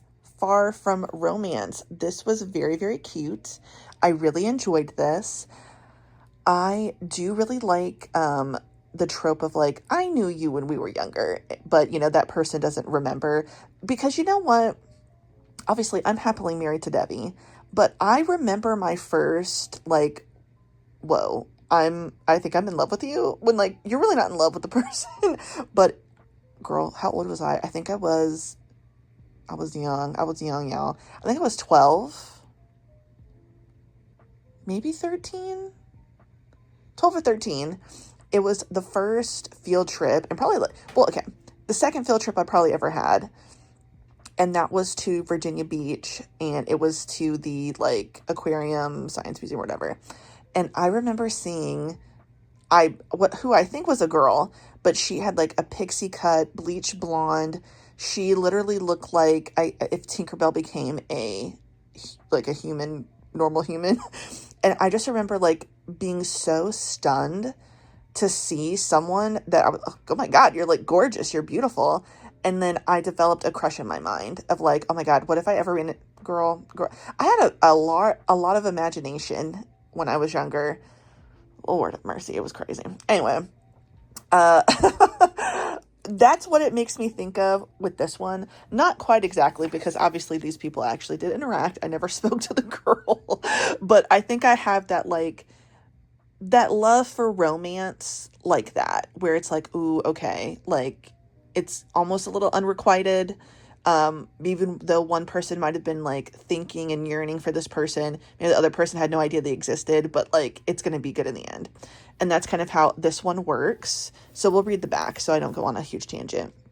You really don't remember me, do you? That's the last thing Tono Arata expects to hear from the blue-eyed British newcomer at his tiny seaside IT firm. But from the moment Lewis walks through the door, charming, blunt, and far too comfortable invading Arata's personal space, it's clear there's more to him than meets the eye. Arata's peaceful routine is upended as he finds himself drawn to the enigmatic expat whose gaze lingers a little too long and whose presence feels oddly familiar. There's a shared past hiding just beneath the surface, one that Lewis remembers and Arata has yet to uncover. I thought this was so cute. So basically, back when they were young adults, he has lived in the seaside town for basically his whole life. His family, his father he's an oyster farmer. And a anime is created about this little town, I think it's like Magical Oyster Girl. And one summer when he's not at college, he's just at like a grocery store, and all of these people are here, and he's like, what are all these people doing here? And the woman who owns the grocery store or whatever is like, oh, it's because of that anime. People are getting really interested in coming here, and they're doing a pilgrimage. So this one white person, for a second I was like, oh, American, but yeah, they're white British person, shows up, can't speak Japanese, but they're very androgynous, and our main character, Arta, thinks that it's like just a young girl, which with the long hair and everything in the frame, you get it. So he decides, you know what, I'm going to help her now that I know what this is all about, takes him for all the spots that he's looking for, and they have this amazing summer day of just traveling around the seaside town, going to the spots in this adorable little anime. And it is Arata's first time, like, feeling like, oh my God, this is love. So obviously, like, I think that's adorable. Well, right before it's time to part, Lewis kisses Arata, and he's like, I will remember this forever. Except, obviously, in Arata's mind, this is a young girl, and Lewis knows, okay, this is a guy. So years later, Lewis comes back. He's always thought about Arata this whole time, and he just happens to be coming back to also get, like, oysters and, like, do some sightseeing. And he is approached by a guy who owns the IT firm, and they're talking about fishing. He shows Lewis a photo, and he sees Arata in the back, and he's like, oh my God. So it is complete coincidence, but, like, still, like, weirdly fate that he would show up, be talking to the man who employs the guy that he has basically been pining over for years. They end up working together. Lewis seems pretty overqualified. I think he's the graphic designer. I can't remember, but they start working on a revitalization thing for this little town because a new season of the anime is coming out. So it ends up working out really, really adorably. And I loved that. And finally, they have the moment of recognition. I was a little bit nervous. I don't know why, but like I got nervous that it wasn't going to come together like I thought it would. But of course, girl, it's going to. And this was so sweet. It was so sweet. And now I wish this is not just a one shot. I wish that this was at least, who knows, sometimes they throw us for a loop. If this could get another story, I mean, I feel as though we need that. We need to see them existing and living in this little seaside town together, growing all together and loving each other. Because now that they've finally seen each other again, I love it. Beautiful, beautiful. Absolutely stunning. I'm definitely going to be getting into the Wimpy Demon King and Tsundere Hero. I hate that I can't get that word right. I gotta listen to it on the YouTube pronunciation thing again. But anyway, I'm not gonna crack this open just yet, although I might bring it with me. I'm gonna take myself out to lunch again, girl. Today's my last day off. I thought I worked today, but I was wrong, and I actually have this day off, and I go back to work tomorrow. So I had other plans, and they were going to involve going to get pho, but I'm going to be there tomorrow. And by be there, like, actually, because I start my day, I go to 3 particular stores, and one of the stores that I usually would go to has the restaurant there. So I usually just have lunch at that restaurant. So there's no point making 2 trips. And then I'm just going to bring my manga with me to sell at my last store, which is by the 2nd and Charles. So I have like a pretty packed day, but like of easy stores, because I'm only going to 3 stores tomorrow. And yeah, so I figured, you know what, let's get Thai food again. Because I just want that. And also when I was there, I didn't realize until after the fact, but they had like a special meal that was like limited edition. We'll just say limited edition. And I'd already ordered my food. It was the same thing I order all the time. And I was like, oh shit, I should have got that. So I might be going back there to get it. It's still available, the new dish, the limited time dish, because that would be delicious. And then, okay, it's the second. Oh wait, no, it's the first, girl. I keep forgetting. It's the first, not the second. Yeah, because I thought today was Jinx Day. No, it is not. Jinx Day is tomorrow. But today was Revenge Day. So, Lord. Okay, so it's got 3 different titles. Revenge on Lezhin, but it also could be Walk in My Shoes, but I think the novel is Reverse Thinking. I think. But yeah, girl, that we're almost to the end. We only have, so this most recent thing that dropped, the next one, I think the next episode is the last one, and then season 1 is over. So, crazy. I did catch up on some other stuff. But the other thing I caught up on, which I have not talked about, girl, The Rotten. Oh my God. I feel so bad for the main male character. I knew that he was just going to continue to essentially kind of be suffering, but in this most recent episode, that was like really, really shitty to actually see it said. Like to see the main dude be like, you don't realize that so basically like he blames the main character for everything that's happening to him, because the main character asks like, why is this happening to me? Okay, he has been abused since the fucking day we meet him. Okay, assaulted, it's terrible. Now worst of all, here's the thing, I just said like he's been assaulted this whole time. It's already that bad. Now we take it up a notch to the guy who, this person that he has been thinking about since the day we meet him, the person he saw across the corridor at school that he has felt so much guilt about not being able to save. He couldn't have saved him. There's nothing that he really could have done. But that has haunted him since the beginning of the Rotten or the zombie apocalypse. To find him finally now, like he finally sees the guy. This is many episodes ago, and this is spoilers moving forward. And you find out, oh, well, this guy is basically just like, and I can't remember his name, the guy with the blue and the red eye. I'll put pictures up. So he's just like him in that, like, he is mutated in a way, except he seems to be like a step more powerful, right? And he can, not only can he like call and bring like the rotten to him, he can control them. And apparently he's even that much more powerful to now be able to manipulate them, because he's not like patient zero, but like, think that. So now he is determined to birth more rotten, and he is able to manipulate in some type of like, think cordyceps way, the bodies of rotten, but he can also manipulate the body of our main character. So he is going to give him a womb, and then he tries to put milk duds in his tits, the tits that everybody is like obsessed with, okay, these man tits that everyone goes crazy for as soon as they see him. He's now made them more succulent, and now he is going to give him a womb.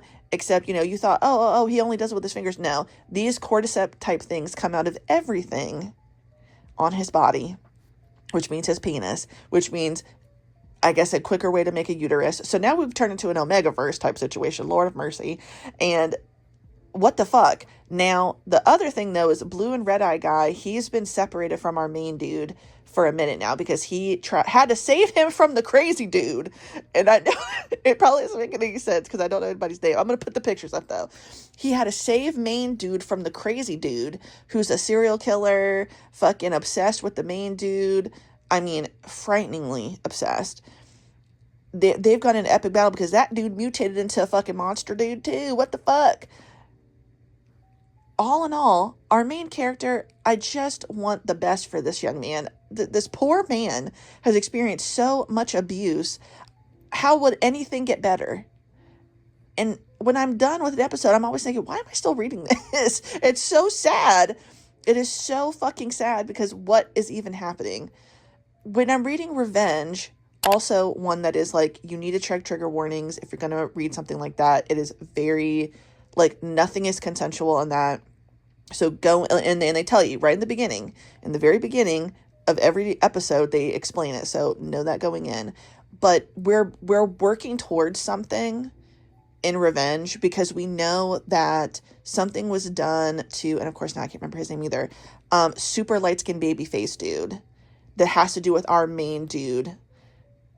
Oh wait, Ju-Yun, I think, is the babyface guy, and Ji-wook is the main guy. I could be wrong, but I'm going to put pictures and names.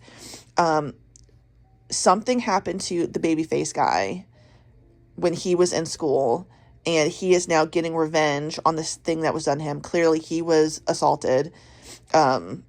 Possibly the same situation that he just put Ji-wook in, with the men who basically kidnapped him, held him hostage, and assaulted him. But Ji-hyun is getting like more and more agitated about the fact that Ji-wook hasn't quite remembered, and he's not getting the same satisfaction that he, I guess, fantasized about this whole time, of him inflicting all this violence on our main character. But our main character, his mind is slowly breaking. He's about to fully remember everything that happened, and it's coming in waves and it's coming in pieces. What will that do to him? We shall see. Now, I was reading the novel.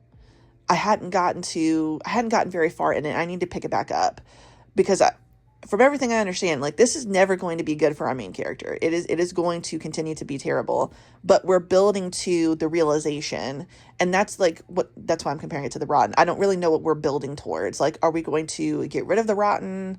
Are they just going to keep traveling day in and day out, dealing with the rotten thing? Are we going to catch back up with the people who may have survived? And like, what is the point? So we'll see.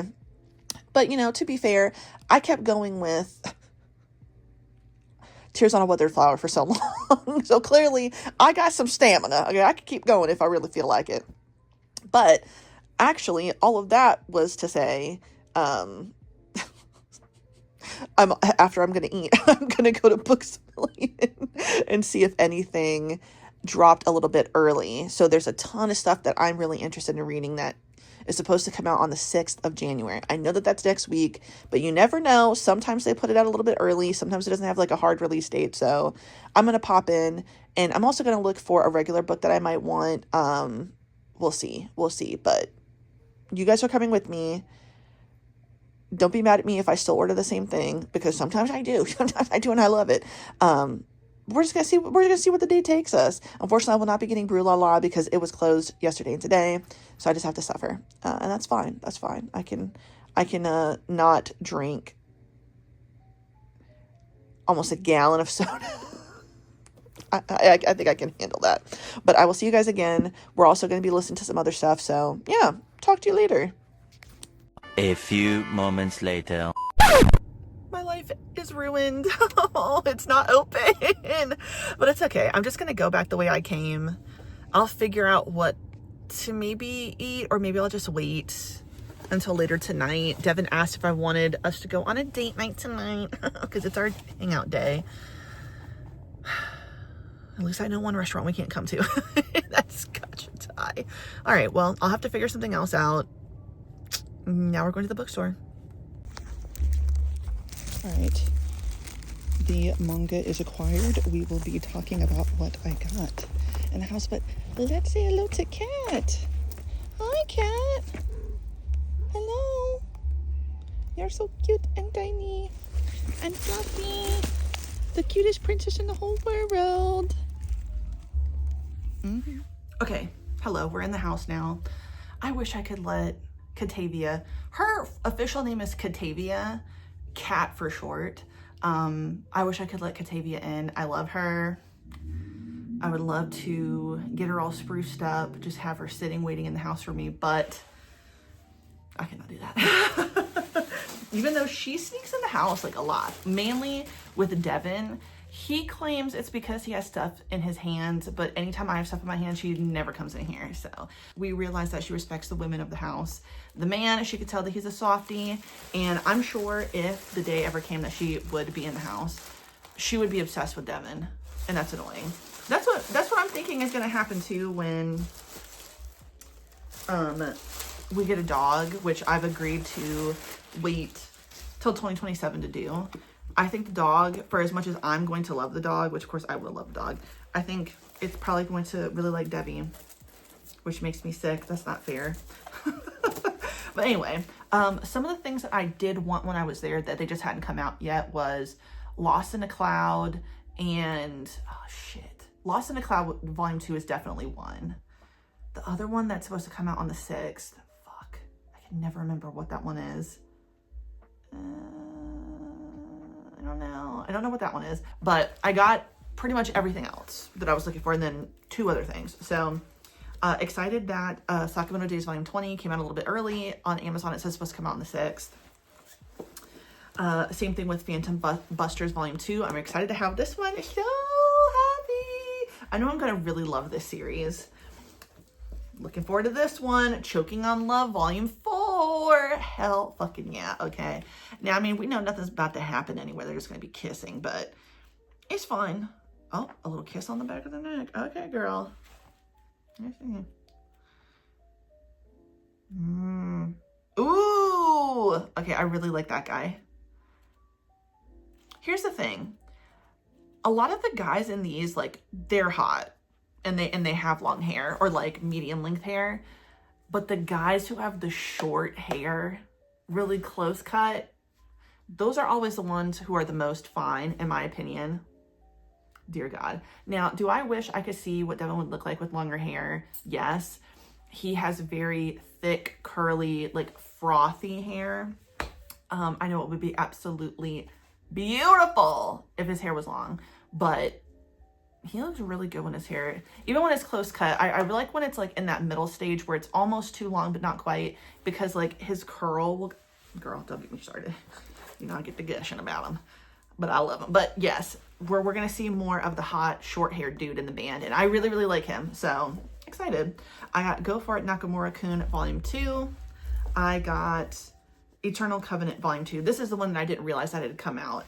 And then The Dashing Zaddy and His Icy Protege Volume 4.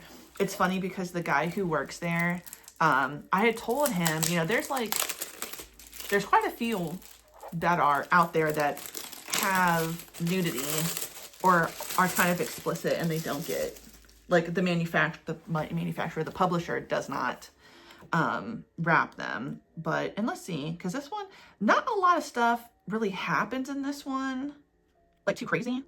Yeah, we didn't get to hook up because we fell asleep. Now we're kind of living together. But are we really showing Ween? Let's see, keep going, keep going. Yeah, see, like, you didn't even really need to wrap this one. Nothing really happens in this one. Let's see if anything happens in Eternal Covenant. Because I explained to him, as I was explained, a lot of the time when it's the love title, whether it's mature or not, it's not wrapped. And this one, it's not wrapped, but nothing really happens. But some of them, oh girl. I mean, Wimpy Demon, the Wimpy Demon one. Wimpy Demon? Not Wimpy Demon, that's one I want to read. The Sex Demon one, where he gets his succubus sustenance from, now that one, I don't know there now. Call Me Master was not wrapped in plastic. It is what it is. Yeah. Because you know what else is wrapped in plastic? You Are My Moons and Midnights and Moons or whatever. That one I just hauled. And the Yotsuba Ghost Hunter or Ghost whatever. Those were not wrapped in plastic. They should be, but what a beautiful sight. Such beautiful art. Such beautiful art. Anyway, that's neither here nor there. I ended up not getting anything to eat. I'm just gonna wait. I have chips here. I have some sweets. I shouldn't eat those, but I do have some chips and I have my Sprite Zero. So maybe I'll just wait till Debbie gets home. The restaurant I was gonna end up going to technically was open online. It didn't look like it was when I drove by. So I think almost all the places that I probably would want to go won't be open, which is okay. It leaves us open for other restaurants tonight. So we're going to go on a little mini date because Thursday is typically when we hang out. And then we're going to finish Broadchurch because that is what we're currently watching.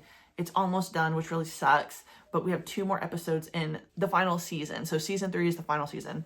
So that's what we will be getting excited for and watching. But in the meantime, until then, because we have so many hours in between then, I am going to pick something to watch and we're going to keep on reading. I want to go ahead and read the Wimpy Demon manga. I also have the It Takes More Than a Pretty Face, volume 2 and 3. I'd like to read that. And then we'll just kind of see where it goes. I might pick up something from here.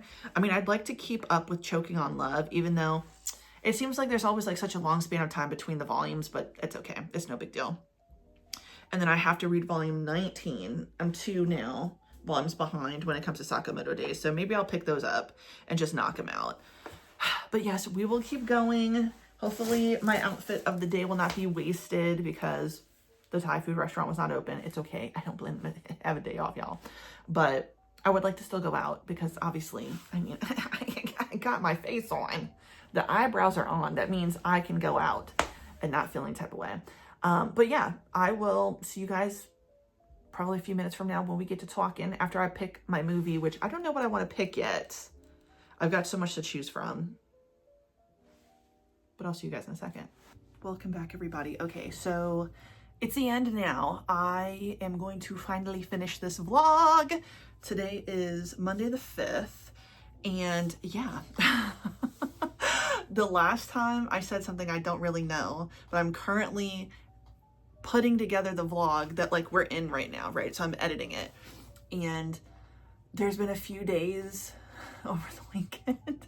I've like repeated the same story over and over again because I didn't like the way it sounded. So I've recorded and re-recorded the same review over and over and over again.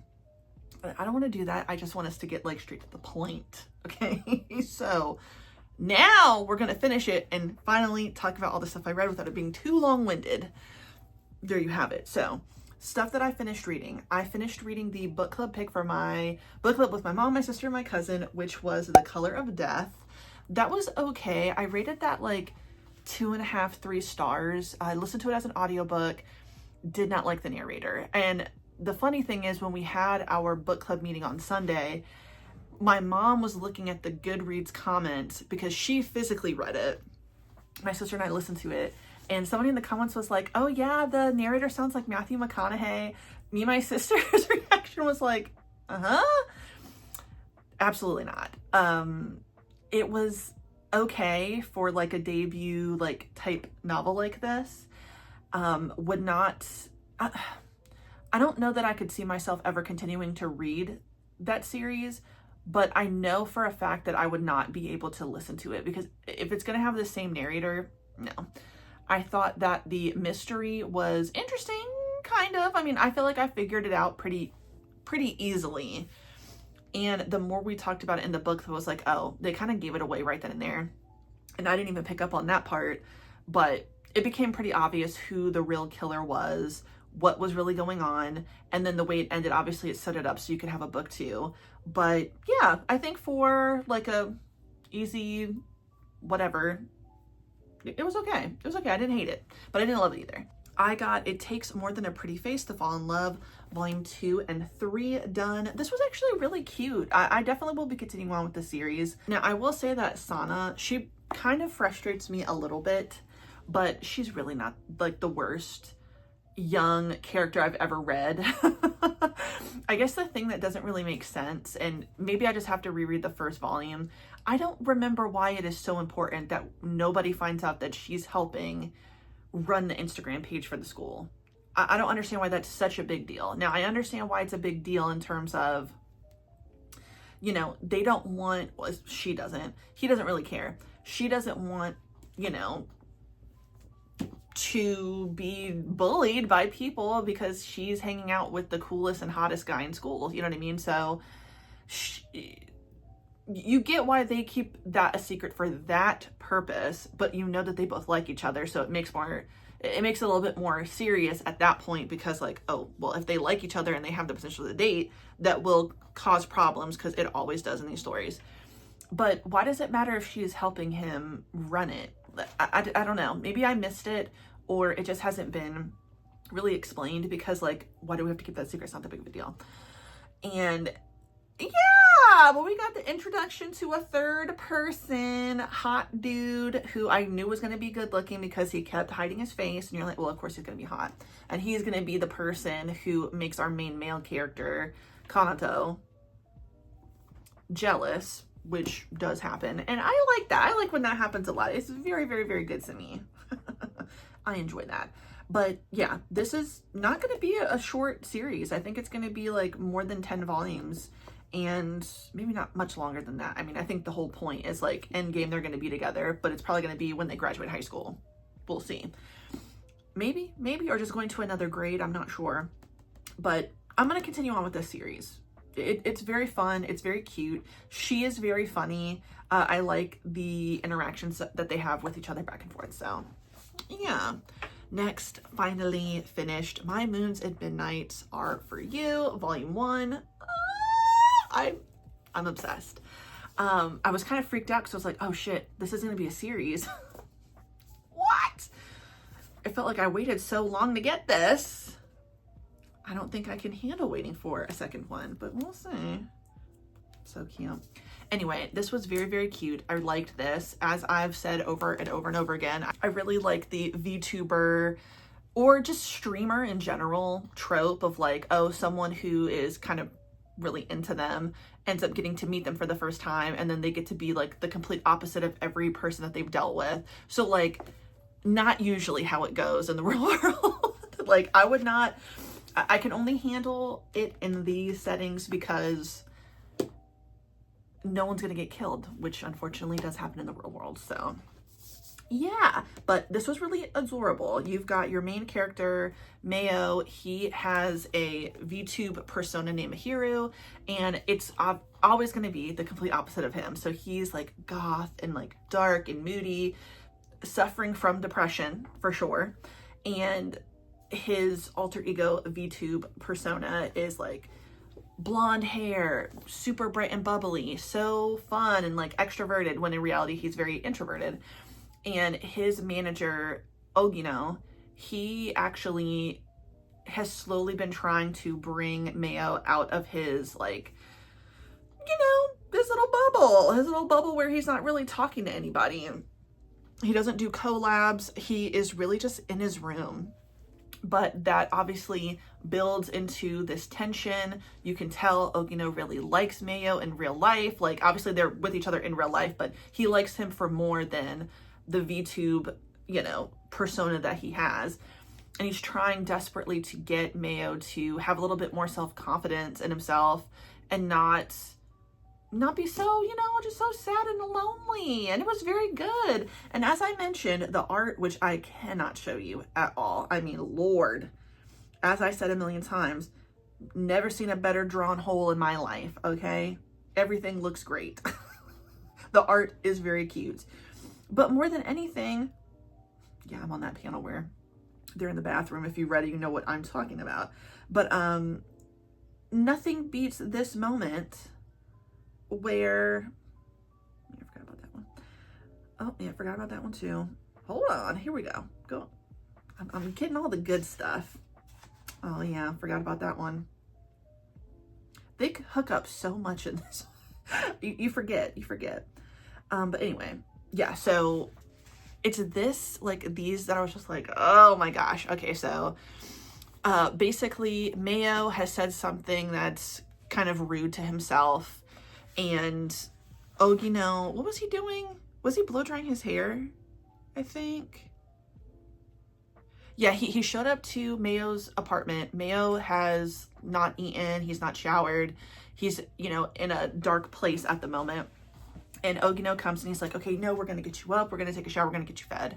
So in the process of him, you know, basically like being a comforting presence beside Mayo, like just blow drying his hair, which I find that really, really cute. I do like that. Would I want Devin to do that? No, especially not with my hair.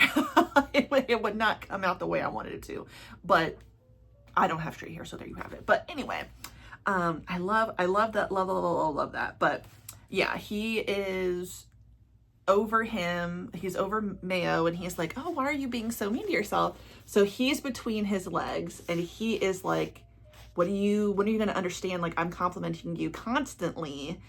When are you going to get that, like, you need to be nicer to yourself? And then the bitch, look at that. He's like, ah! Or do you like being put down? In that case, shall I bully you instead? Yes, you should. And then, let me make sure you can't see anything. All right, good. And then we just get to making out, okay? Exactly what I like to see. Because that's exactly what needs to happen next. And then it's nothing but hands rubbing all on each other. Oh yeah, we like that. I enjoyed it. I thought it was really, really cute. I like to see how serious Ogino was about Mayo. I don't know what could possibly happen in the next volume though. There has to be some type of like jealousy tension. It only makes, I mean, well, I don't want to say it only makes sense, but like typically that's what ends up happening. Like there's going to be somebody who is really not going to jeopardize, was never like going to be someone who jeopardized them being together, but someone's going to be jealous. And I'm hoping that it's, now that Mayo is more like, he's not completely extroverted, but he lets himself get out there. He's hanging out with people. He's a little bit more confident. We kind of saw it for a second, but not totally. But I want Ogino to be jealous because he's getting close to someone. And if that other person does like Mayo, obviously nothing's going to happen, but it doesn't matter because that's just like very cute. And I like that. But yes, my moons and midnights are for you. A masterpiece. Oh, like I thought it would be. So after that, some of the things I've read, I finally caught up on You Are My World. I'm liking that, although it makes me sad every time like I'm getting into it because, you know, when it comes to Omega verses, there's always something in it that's just like very sad, you know? I feel bad for the main dude, the Omega. I feel sorry for him because, you know, he is from a family of all alphas. He's expecting to be an alpha. He kind of almost grows up doing things because that's what an alpha would do, right? And he gets to be the protector of his best friend. And they've been like, oh my God, I love you. I want to marry you. Like all this cutesy stuff. But as soon as he finds out he's an Omega, well, okay. No, I don't, well, I don't remember what came first. I don't remember if he found out he was an Omega first or he found out if it was an Alpha first. I can't remember that. Either way, when he finds out that he's an Omega, everyone's trying to like be kind to him and be like, you know, celebratory, like, oh no, it's okay. He's totally devastated. He's totally angry. And this is the start of the fissure between these two guys who have been best friends for years. And now the person who everyone assumed was going to be the Omega is now the Alpha. And they're both very attractive, but in this world, in an Omegaverse, typically an Omega is like petite, very cutesy, and the Alpha is the macho one. It's not like that. So the Omega, even though he is very fine, he's not petite fine. You know what I'm saying? He's not like the dominant Omega from Love is an Illusion. Okay, he's not like that. You know, he's got scars. He is very muscular. So he's not even the ideal of what most people would find attractive in an Omega. And then you have the Alpha. He has the height. He's broad. You know, he has like a really masculine build, I'd say, but he's very pretty in the face. So it's interesting.